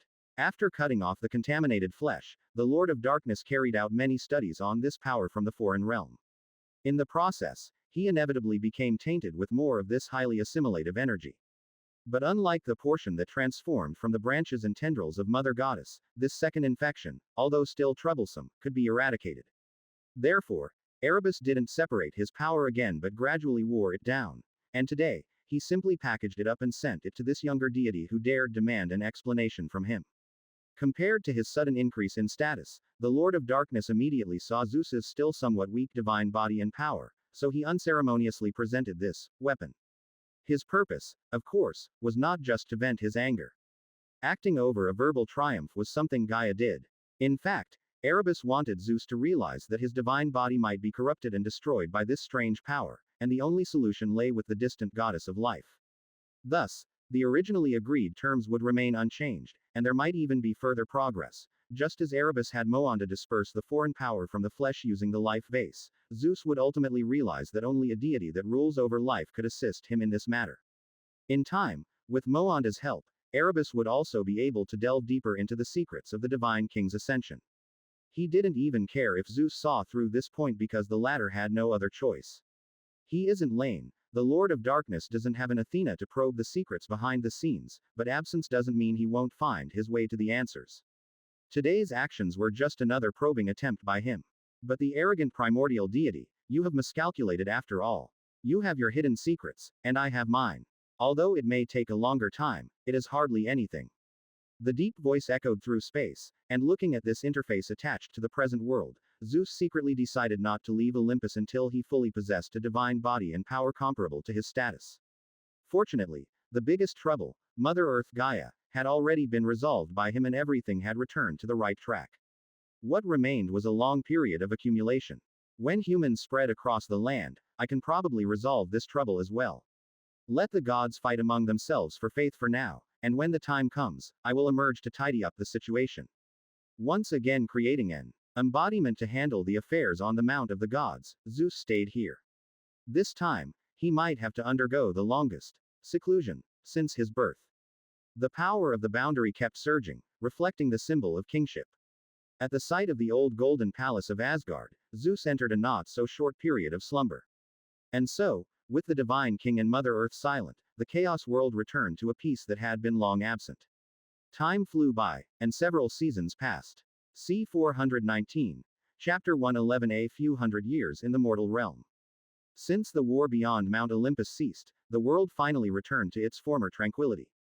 As the sun and the moon alternated in the sky, the mortal realm underwent the rise and fall of dynasties. Aside from the occasional visits from deities, the earth quieted down significantly.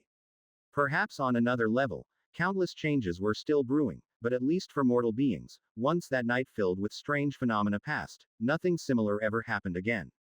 In time, just as it had always done, humanity's footprint continued to spread across the land with the passage of time. Meanwhile, churches worshipping the gods began to fill the spaces between.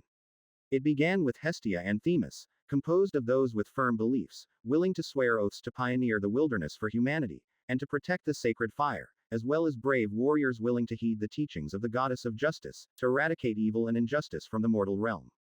Guided by the two goddesses, they were determined to spread the divine will to more people, so they compiled scriptures, delineated authority, and roamed between city-states, preaching the deities' doctrines.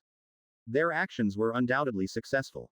In an era where information exchange was inconvenient and humans lived scattered across the land, such organized and large-scale dissemination of faith was like a dimensionality reduction assault, quickly becoming mainstream in many places.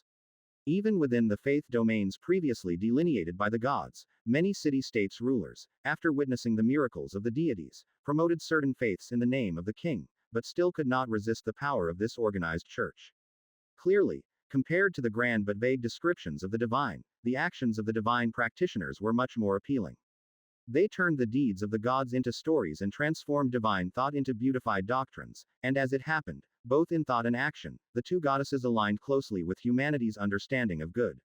Therefore, even though no city revered both goddesses as official objects of worship due to the previous division among the gods, it did not affect their widespread influence among humans, which was broader than any other deity of Olympus. At first, the gods did not take much notice of this, and few paid attention to such mortal exchanges. They still followed past experiences, merely revealing their existence to mortals through displays of miracles. Gradually, however, as the names of the two goddesses became more widely known among humans, the gods who finally took notice realized that their arbitrary methods were rather outdated, despite saving time and effort. The primitive worship of nature and power could not compete with convincing thought and the tangible presence of divine practitioners. Within just a few decades, various churches were established.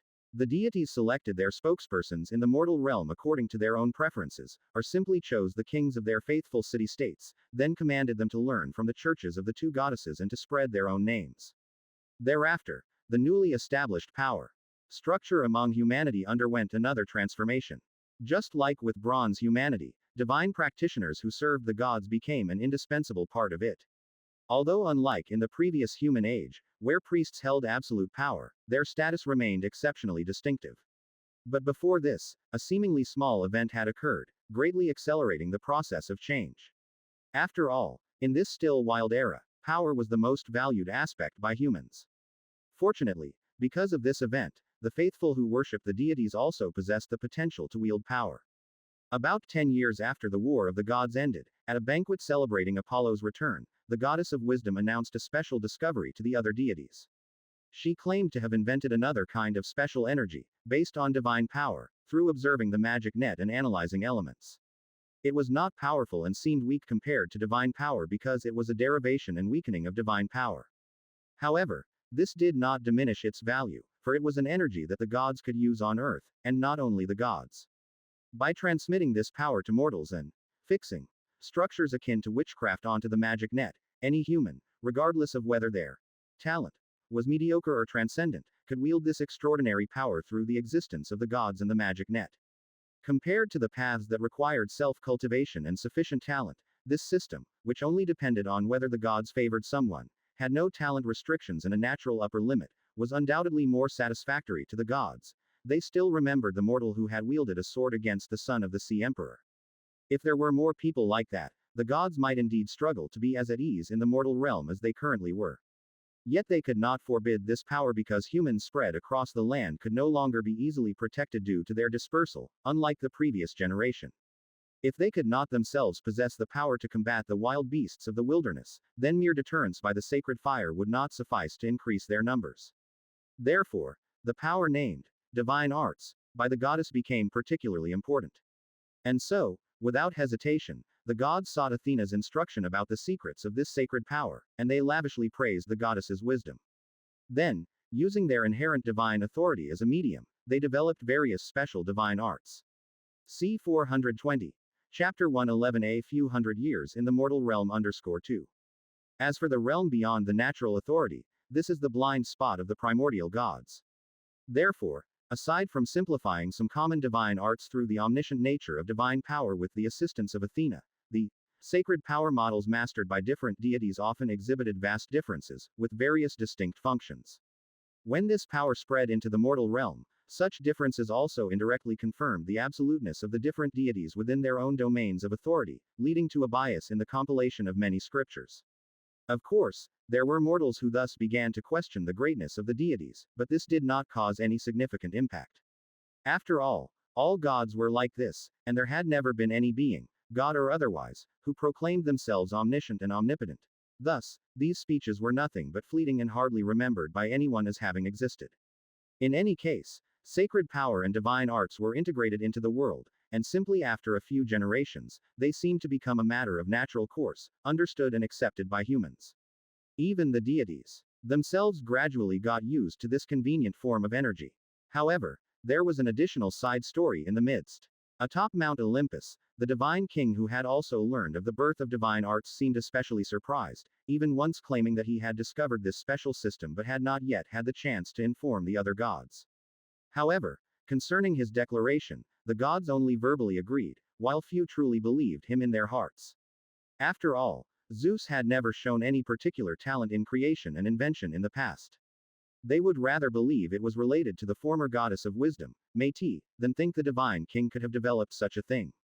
After all, they were well aware that power and wisdom are not equivalent.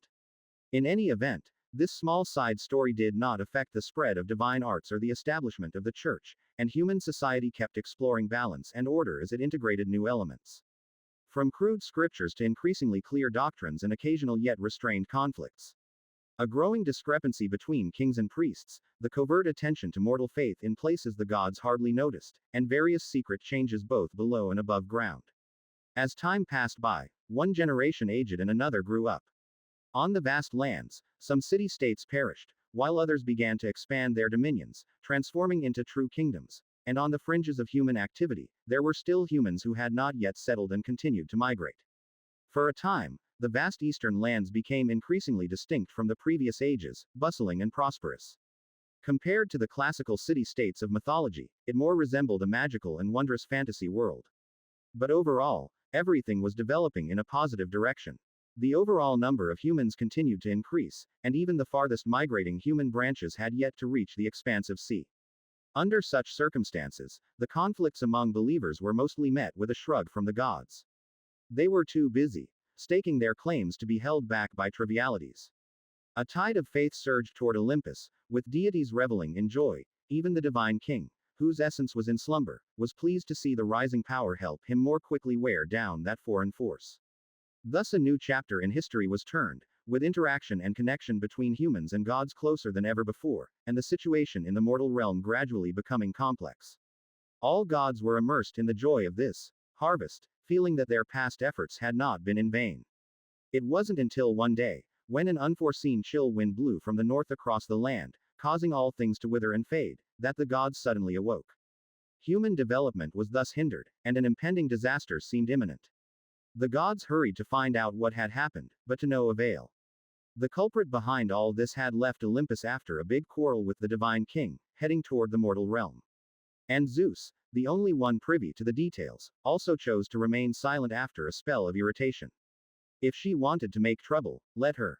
He could not break the vow he had made, but if all the other deities showed dissatisfaction, that would have nothing to do with him. When the day came, someone would surely put pressure on Hades, who resided in the underworld. After all, the consequences he caused affected the interests of all deities.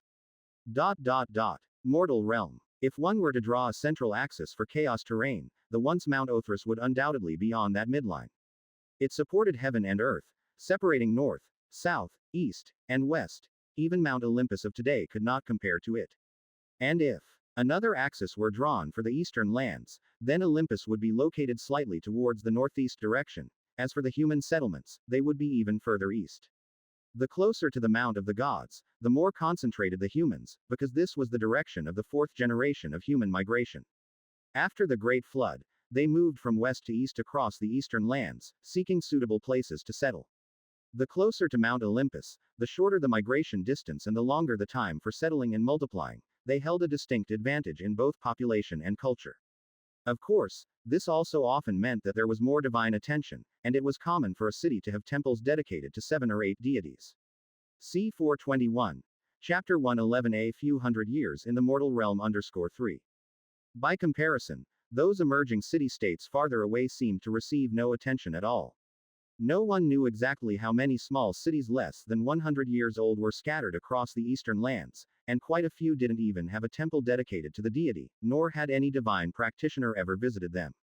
This was quite normal. After all, the church was developing rapidly, but humans were evolving even faster.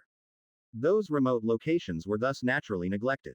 Eryxis was one such kingdom, established for only 2 generations. Its founder had passed away, not from old age, but from the pain brought about by constant fighting. As the son of city founder Alexinos, Clitus naturally succeeded him as king, becoming the ruler of a place called a kingdom, but in reality, it consisted of just one city and a few towns as his territory. In the first 20 years of his succession, everything went smoothly, and the nation's population, initially only in the hundreds of thousands, grew stronger under Clitus's rule.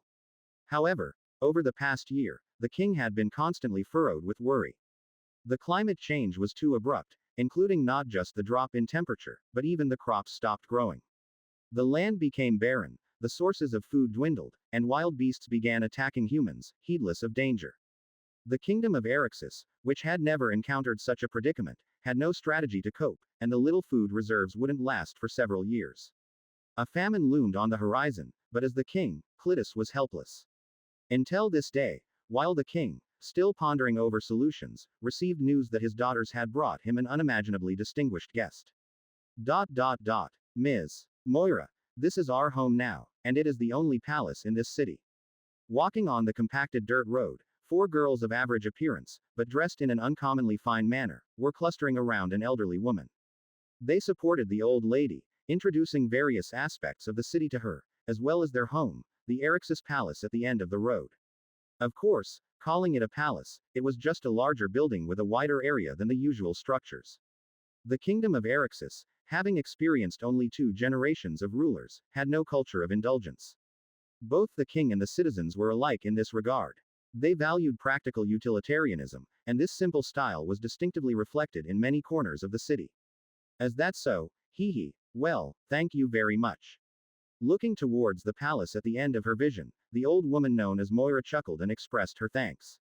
Yet in the depths of her eyes, a flicker of disdain passed by. But after all, it was a mortal's palace, and she grudgingly accepted it. The king of humans was already the highest in status, so Moira tried to appear satisfied and grateful, unaware that her thoughts were seen clearly by the young women. By her side, providing aid to our kin from afar is something our grandfather often taught us. The eldest among the 4 girls, supporting the old woman, casually asked. The weather is getting colder.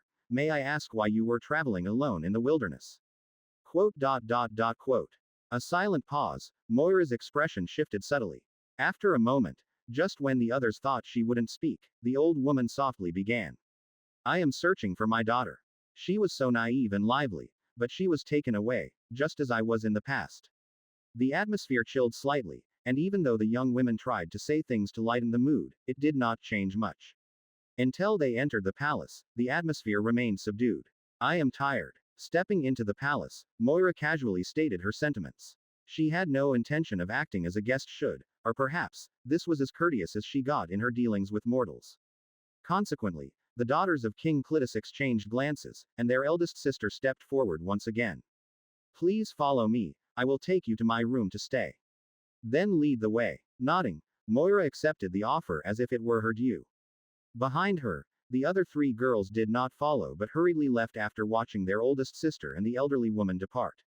They did not know who this old woman they had encountered outside the city was, appearing to be begging, yet unable to conceal her arrogance. Traveling alone across the vast wilderness was something even their father could not accomplish. Inviting her into the palace, they tried to convey their goodwill as much as possible. As for the rest, it would be up to the king to decide. See 422, Chapter 112 Early Winter. An old woman crossing the wilderness. Within the royal palace of Erixus, the dignified and composed king confirmed again with his daughters and received a positive response. The old woman claimed to be Moira, who, due to an accident, ended up in this remote country. She hoped that the king of this land would allow her to stay here for a while, and she was willing to do any work within her capability as repayment for her residency. Naturally, Clitus wouldn't believe such words. Many years had passed since the Great Flood, and the beasts that migrated from other parts of the land had once again taken over the wilderness. Those who could walk alone between different cities in this era were often beings that had broken the limits of mortals, possessing incredible abilities. Like Clitus's father, the city founder of Erixus, he was such a being during his lifetime. It was under his leadership that this group of humans did not perish on the way. However, it was for this reason that the king was quite aware of what kind of power they possessed and what characteristics they had. But according to his daughter's description, the old woman didn't seem to be such a powerful figure, at least not the kind that comes from human self-cultivation. Having eliminated this option, there weren't many possibilities left. Legends of witchcraft had not yet spread among the new generation of humans, so Clitus's first thought was of a messenger of the gods, perhaps even a deity themselves. Such an existence arriving in his country. Considering the people who were struggling with disasters nowadays, he instructed his daughters solemnly. You did well. Since she wishes to stay and doesn't want us to discern her identity, let's do our utmost to please her. No matter who she is, as long as we do no wrong, we will not bring about disaster. Go prepare the banquet and bring out our best. Yes, father. Upon hearing this, the 3 daughters nodded in agreement.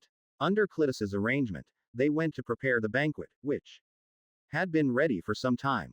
It was originally meant to celebrate the birth of Demophan, Clitus's second son, but now it could also be used to welcome the mysterious woman from afar.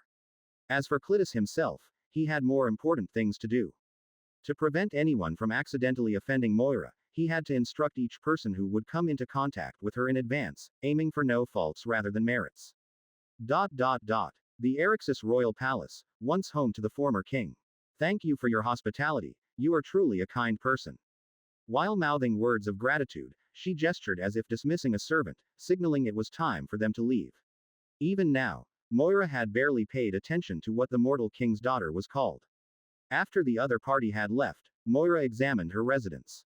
It was modest, but also the best place among mortals, so she sat down on a chair, quite satisfied with the hospitality she received. It's barely livable, a decent enough country.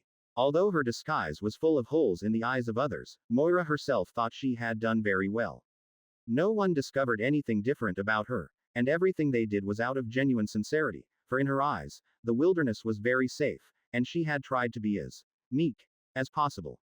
In such circumstances, being treated with such courtesy by the daughter of this human king was truly unexpected. Probably just the treatment given to a guest. Anyway, I have nowhere else to go, so I might as well stay here for a while. I wonder what kind of work they'll arrange for me. What is the life of mortals like? Moira, or rather, the fertility goddess Demeter, had finally recovered from her sadness a little and started to take some interest in her current situation. Since the War of the Gods, the goddess who governed the growth of all living things had stayed on Mount Olympus. It wasn't because she liked it there, but on Mount Olympus, Demeter could feel somewhat safe. Not for herself, but for her daughter Persephone. This daughter, forcefully conceived with Zeus, did not evoke disgust in Demeter but quite the opposite. She valued the child greatly. However, what worried the goddess was that her daughter's divine power was so weak and her appearance so beautiful. Thus, Demeter raised her in a valley named Enna, entrusted to the nymphs, care to grow up. To prevent the gods from discovering her whereabouts, even the goddess herself seldom visited her. After the War of the Gods, it was even more so. The goddess did not want Zeus to find out where her child was, so she restrained her emotions and never went to see her. Until today, her longing for her daughter silently took her down from Mount Olympus to that secluded valley, but what she found there disappointed her. The valley was already devoid of life, neither Persephone nor the nymphs who had been brought there were anywhere to be found. The place seemed as if no one had lived there for 100 years, exuding desolation and bleakness everywhere. This made the goddess panic on the spot, and the scene before her reminded her of her own past. In her anxiety, Demeter stopped a carriage traveling by night. She sought an omen from the goddess of the magic net, who was rumored to be able to predict the future using the stars, and for some reason, Hecate responded to her as well. C 423. Chapter 112 Early Winter _2. According to the stars, it happened on a dusky evening after a rain, at the time when day and night alternate. The moon had not yet risen, but the sun had not set either. That is the answer I can give you. The words of the goddess of the magic net were heavily suggestive, so, armed with this precise omen, Demeter hurried off. She stopped the god of sun just as the sun was about to rise, and asked him about everything he had seen. Under her questioning, Helios initially tried to hide the truth, but eventually, he had no choice but to reveal the outcome. I don't know why such a thing has happened. Princess Demeter, I only saw that on that day, in the secluded valley you spoke of, the earth split open, and the ruler of the underworld took her away in his chariot.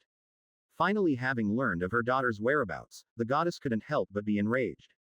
She immediately returned to Olympus, demanding Zeus punish the reckless Hades and bring Persephone back to the mortal realm. However, to her shock and anger, the divine king denied her request, because he had once promised Hades a condition, and now, it was time for him to fulfill that promise. Thus, in the divine palace atop Mount Olympus, an infuriated Demeter removed her golden staff and placed it before the throne of the principal god. Using the divine artifact as a medium, with her own authority she commanded all things to cease growing and to wither and decay. Bring my daughter back to mortal realm, Zeus, otherwise, you will lose everything you have gained now, one by one. Having left behind harsh words, Demeter departed from Mount of the Gods. From that moment, the earth lost its bountiful harvests, and she would not budge on this, unless Persephone returned to Olympus. She believed that once the gods experienced the benefits of faith, they would definitely not want to lose it again, and what she was asking for was not their interests, but simply for her daughter to be returned. This was a reasonable demand, and in the end, the gods would surely compromise. For now, it's best to stay here. The long-held and macroscopic power did not bring physical weariness to Demeter, but it left her spirit with little rest. Spending some time in this nation of humans would be good too. With that thought, the goddess continued to maintain the guise of an elderly face, leaning back on the bed, closing her eyes to rest her spirit. Another spring has arrived. The cold wind swept across the land, bringing a scene different from that of spring, summer, or autumn. Tens of miles away from Silver Moon City, alongside a man-made stream, Nuo sat in a wooden wheelchair crafted by artisans, looking at this scene with some emotion. The dried trees on both sides of the stream bore witness to the beginning of the year. Sadly, due to the influence of the intangible and formless law, not one of them sprouted new shoots. Such an outlandish climate surprised and confused everyone, but compared to Eryx's kingdom miles away, Silver Moon City didn't worry about it. On one hand, this was because Nuo had already prepared enough food. Following the prophecy given to the goddess of fertility, the goddess of the magic net relayed a message to the inhabitants of this city. On the other hand, it was because this winter, unprecedented by chaos, couldn't truly affect them. When the first winter arrived, the angel by the Samsara well was stirred by the cycle of the seasons. Thus, Eunomia, who presided over spring and rebirth, bestowed additional blessings on this realm, allowing their farmland and cities to welcome spring as expected. It was only because they were too far away. Otherwise, these trees wouldn't have become like this. Yet through them, Nuo could see even more. A famine, is it? The last time was a great flood, so what is it this time? Or perhaps this is not another attempt to exterminate humanity, but merely a reflection of a struggle. He muttered a guess and then shook his head. Regardless, Silver Moon City would not suffer hardships because of it. Nuo turned to look behind his wheelchair at Cohen, the old fellow he had known for a long time, who was gazing into the western sky, lost in thought. Whatever it is, Cohen, I probably won't be around to see the outcome, but you should be able to. Even though his face still maintained its past appearance, a sense of life's impending end, a rotten decay, had long since permeated Nuo's body. In contrast, Cohen, whom he jokingly called an old fellow, had not changed one bit, not showing any sign of aging. The lifespan of the Golden Human King was unimaginably long, and as the divinity within him grew in strength, his life approached eternity. Aging was no longer a possibility for him. Even after 10,000 years, his appearance would remain the same. But Nuo was different.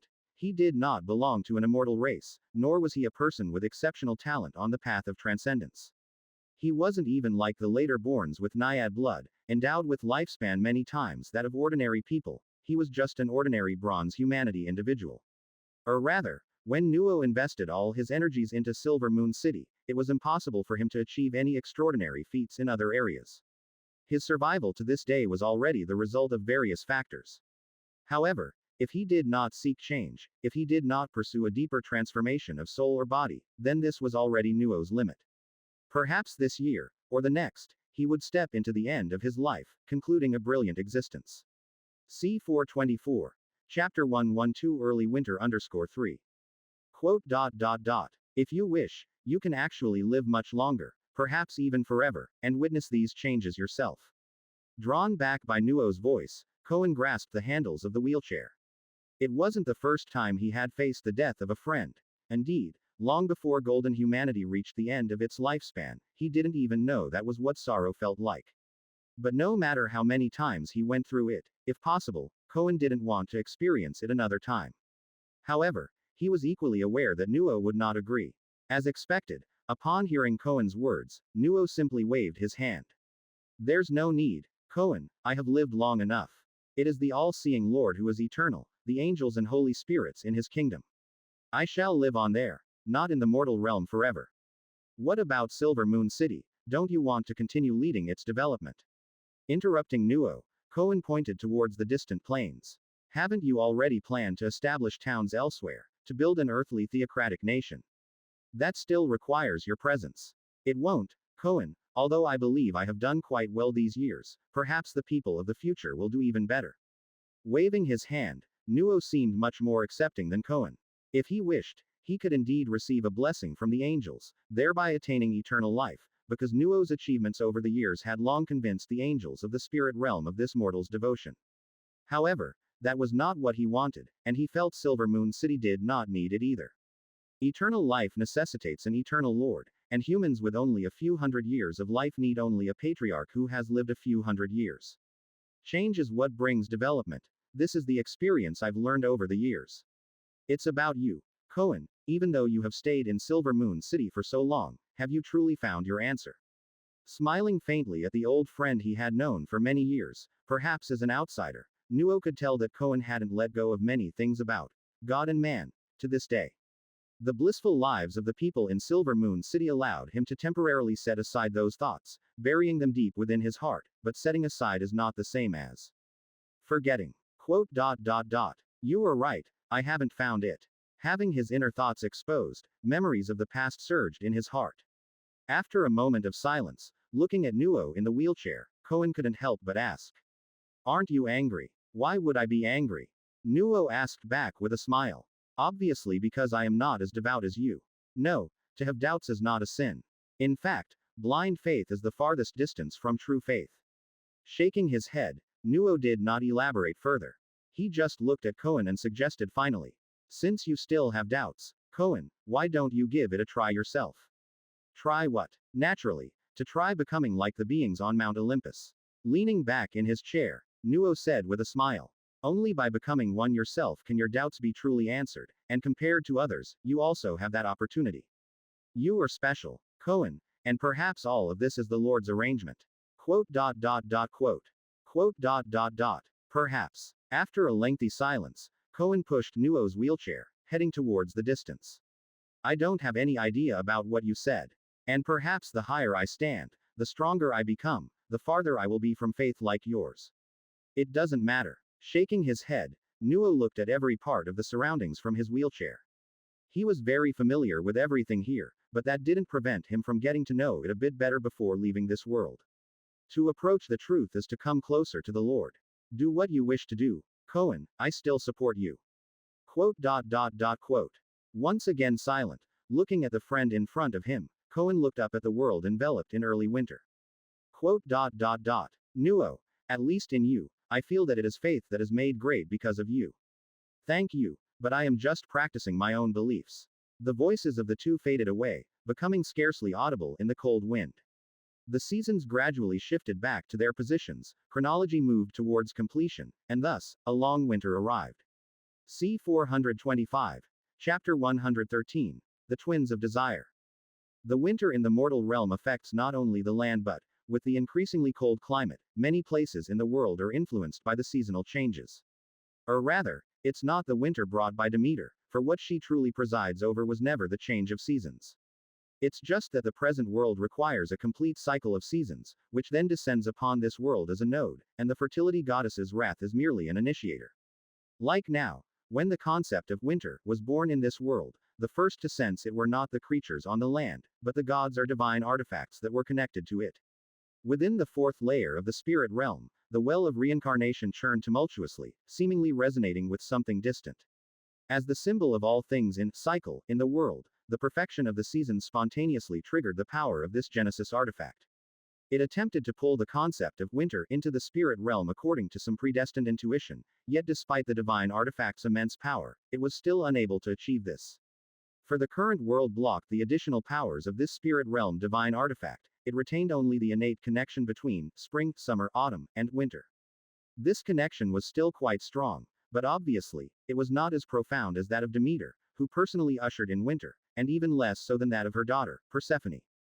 So no matter how the waters of the well fluctuated, as the concept of chaos, winter became more complete with the long cold season, the cycle originally formed by spring, summer, autumn, was instead being torn apart. This impact on the well of reincarnation might not be severe but was undeniably present, because its foundation was the interplay of life and death, but at the time of its creation, the cycle of the seasons was also part of its power. The negative effects brought by change caused a surge of waves, and the turbulent surface of the well continued to swell.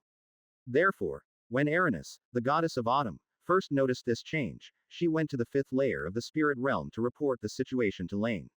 However, at that time, the only response she received was to wait.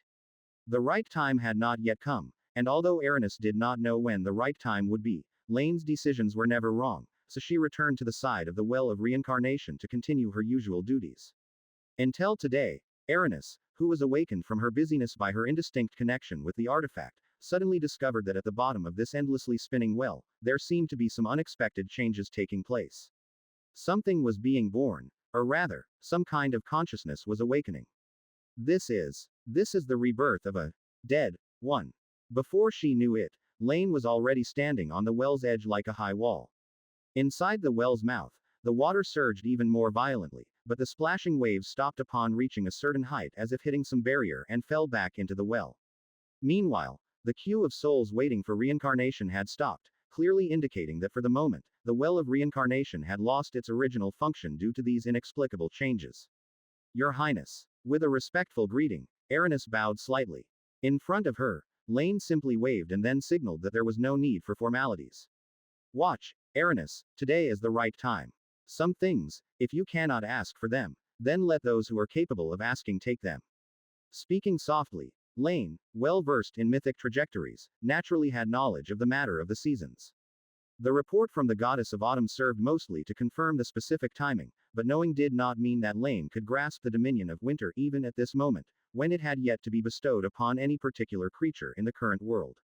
After all, whether it was given to Demeter or belonged to Persephone, it was because they were deities of this world that they could bring about winter, and not for any other reason. Strictly speaking, it was the arrival of winter that caused the withering of all things, and not the other way around. The actions of the fertility goddess just happened to align with the law of a perfect cycle of seasons in the world, which then led to the descent of winter. Even if another deity of the spirit realm used a different method to cause the decay of all things, it would not replace the existence of Demeter. Now, in the third epoch, certain loopholes in the laws that existed in the second epoch have long since vanished, which is an unavoidable fact. However, while that's said, it's obvious that Laine couldn't just stand by and watch the cycle of the seasons tear apart.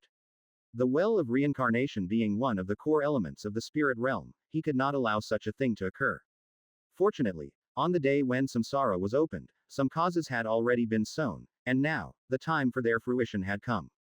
Eros, a primordial deity meant to be great from birth, you died before your birth due to chaos and my involvement, but it's also because you've never experienced life that you have the chance to begin anew. Your death is tangled with me, and I used it to shape samsara. Thus, your life will also start from here. From now on, you shall be an independent being. Laine spoke softly. The fourth layer of the spirit realm trembled slightly, and a vast power extended from the void, plunging into the bottom of the well of reincarnation and completing the final transformation. Since the opening of reincarnation was facilitated by the death of Eros, it symbolized life and death simultaneously and naturally also brought the cycle opportunity to the primordial deity itself. Most importantly, Eros had a somewhat ambiguous existence in the original trajectory of chaos.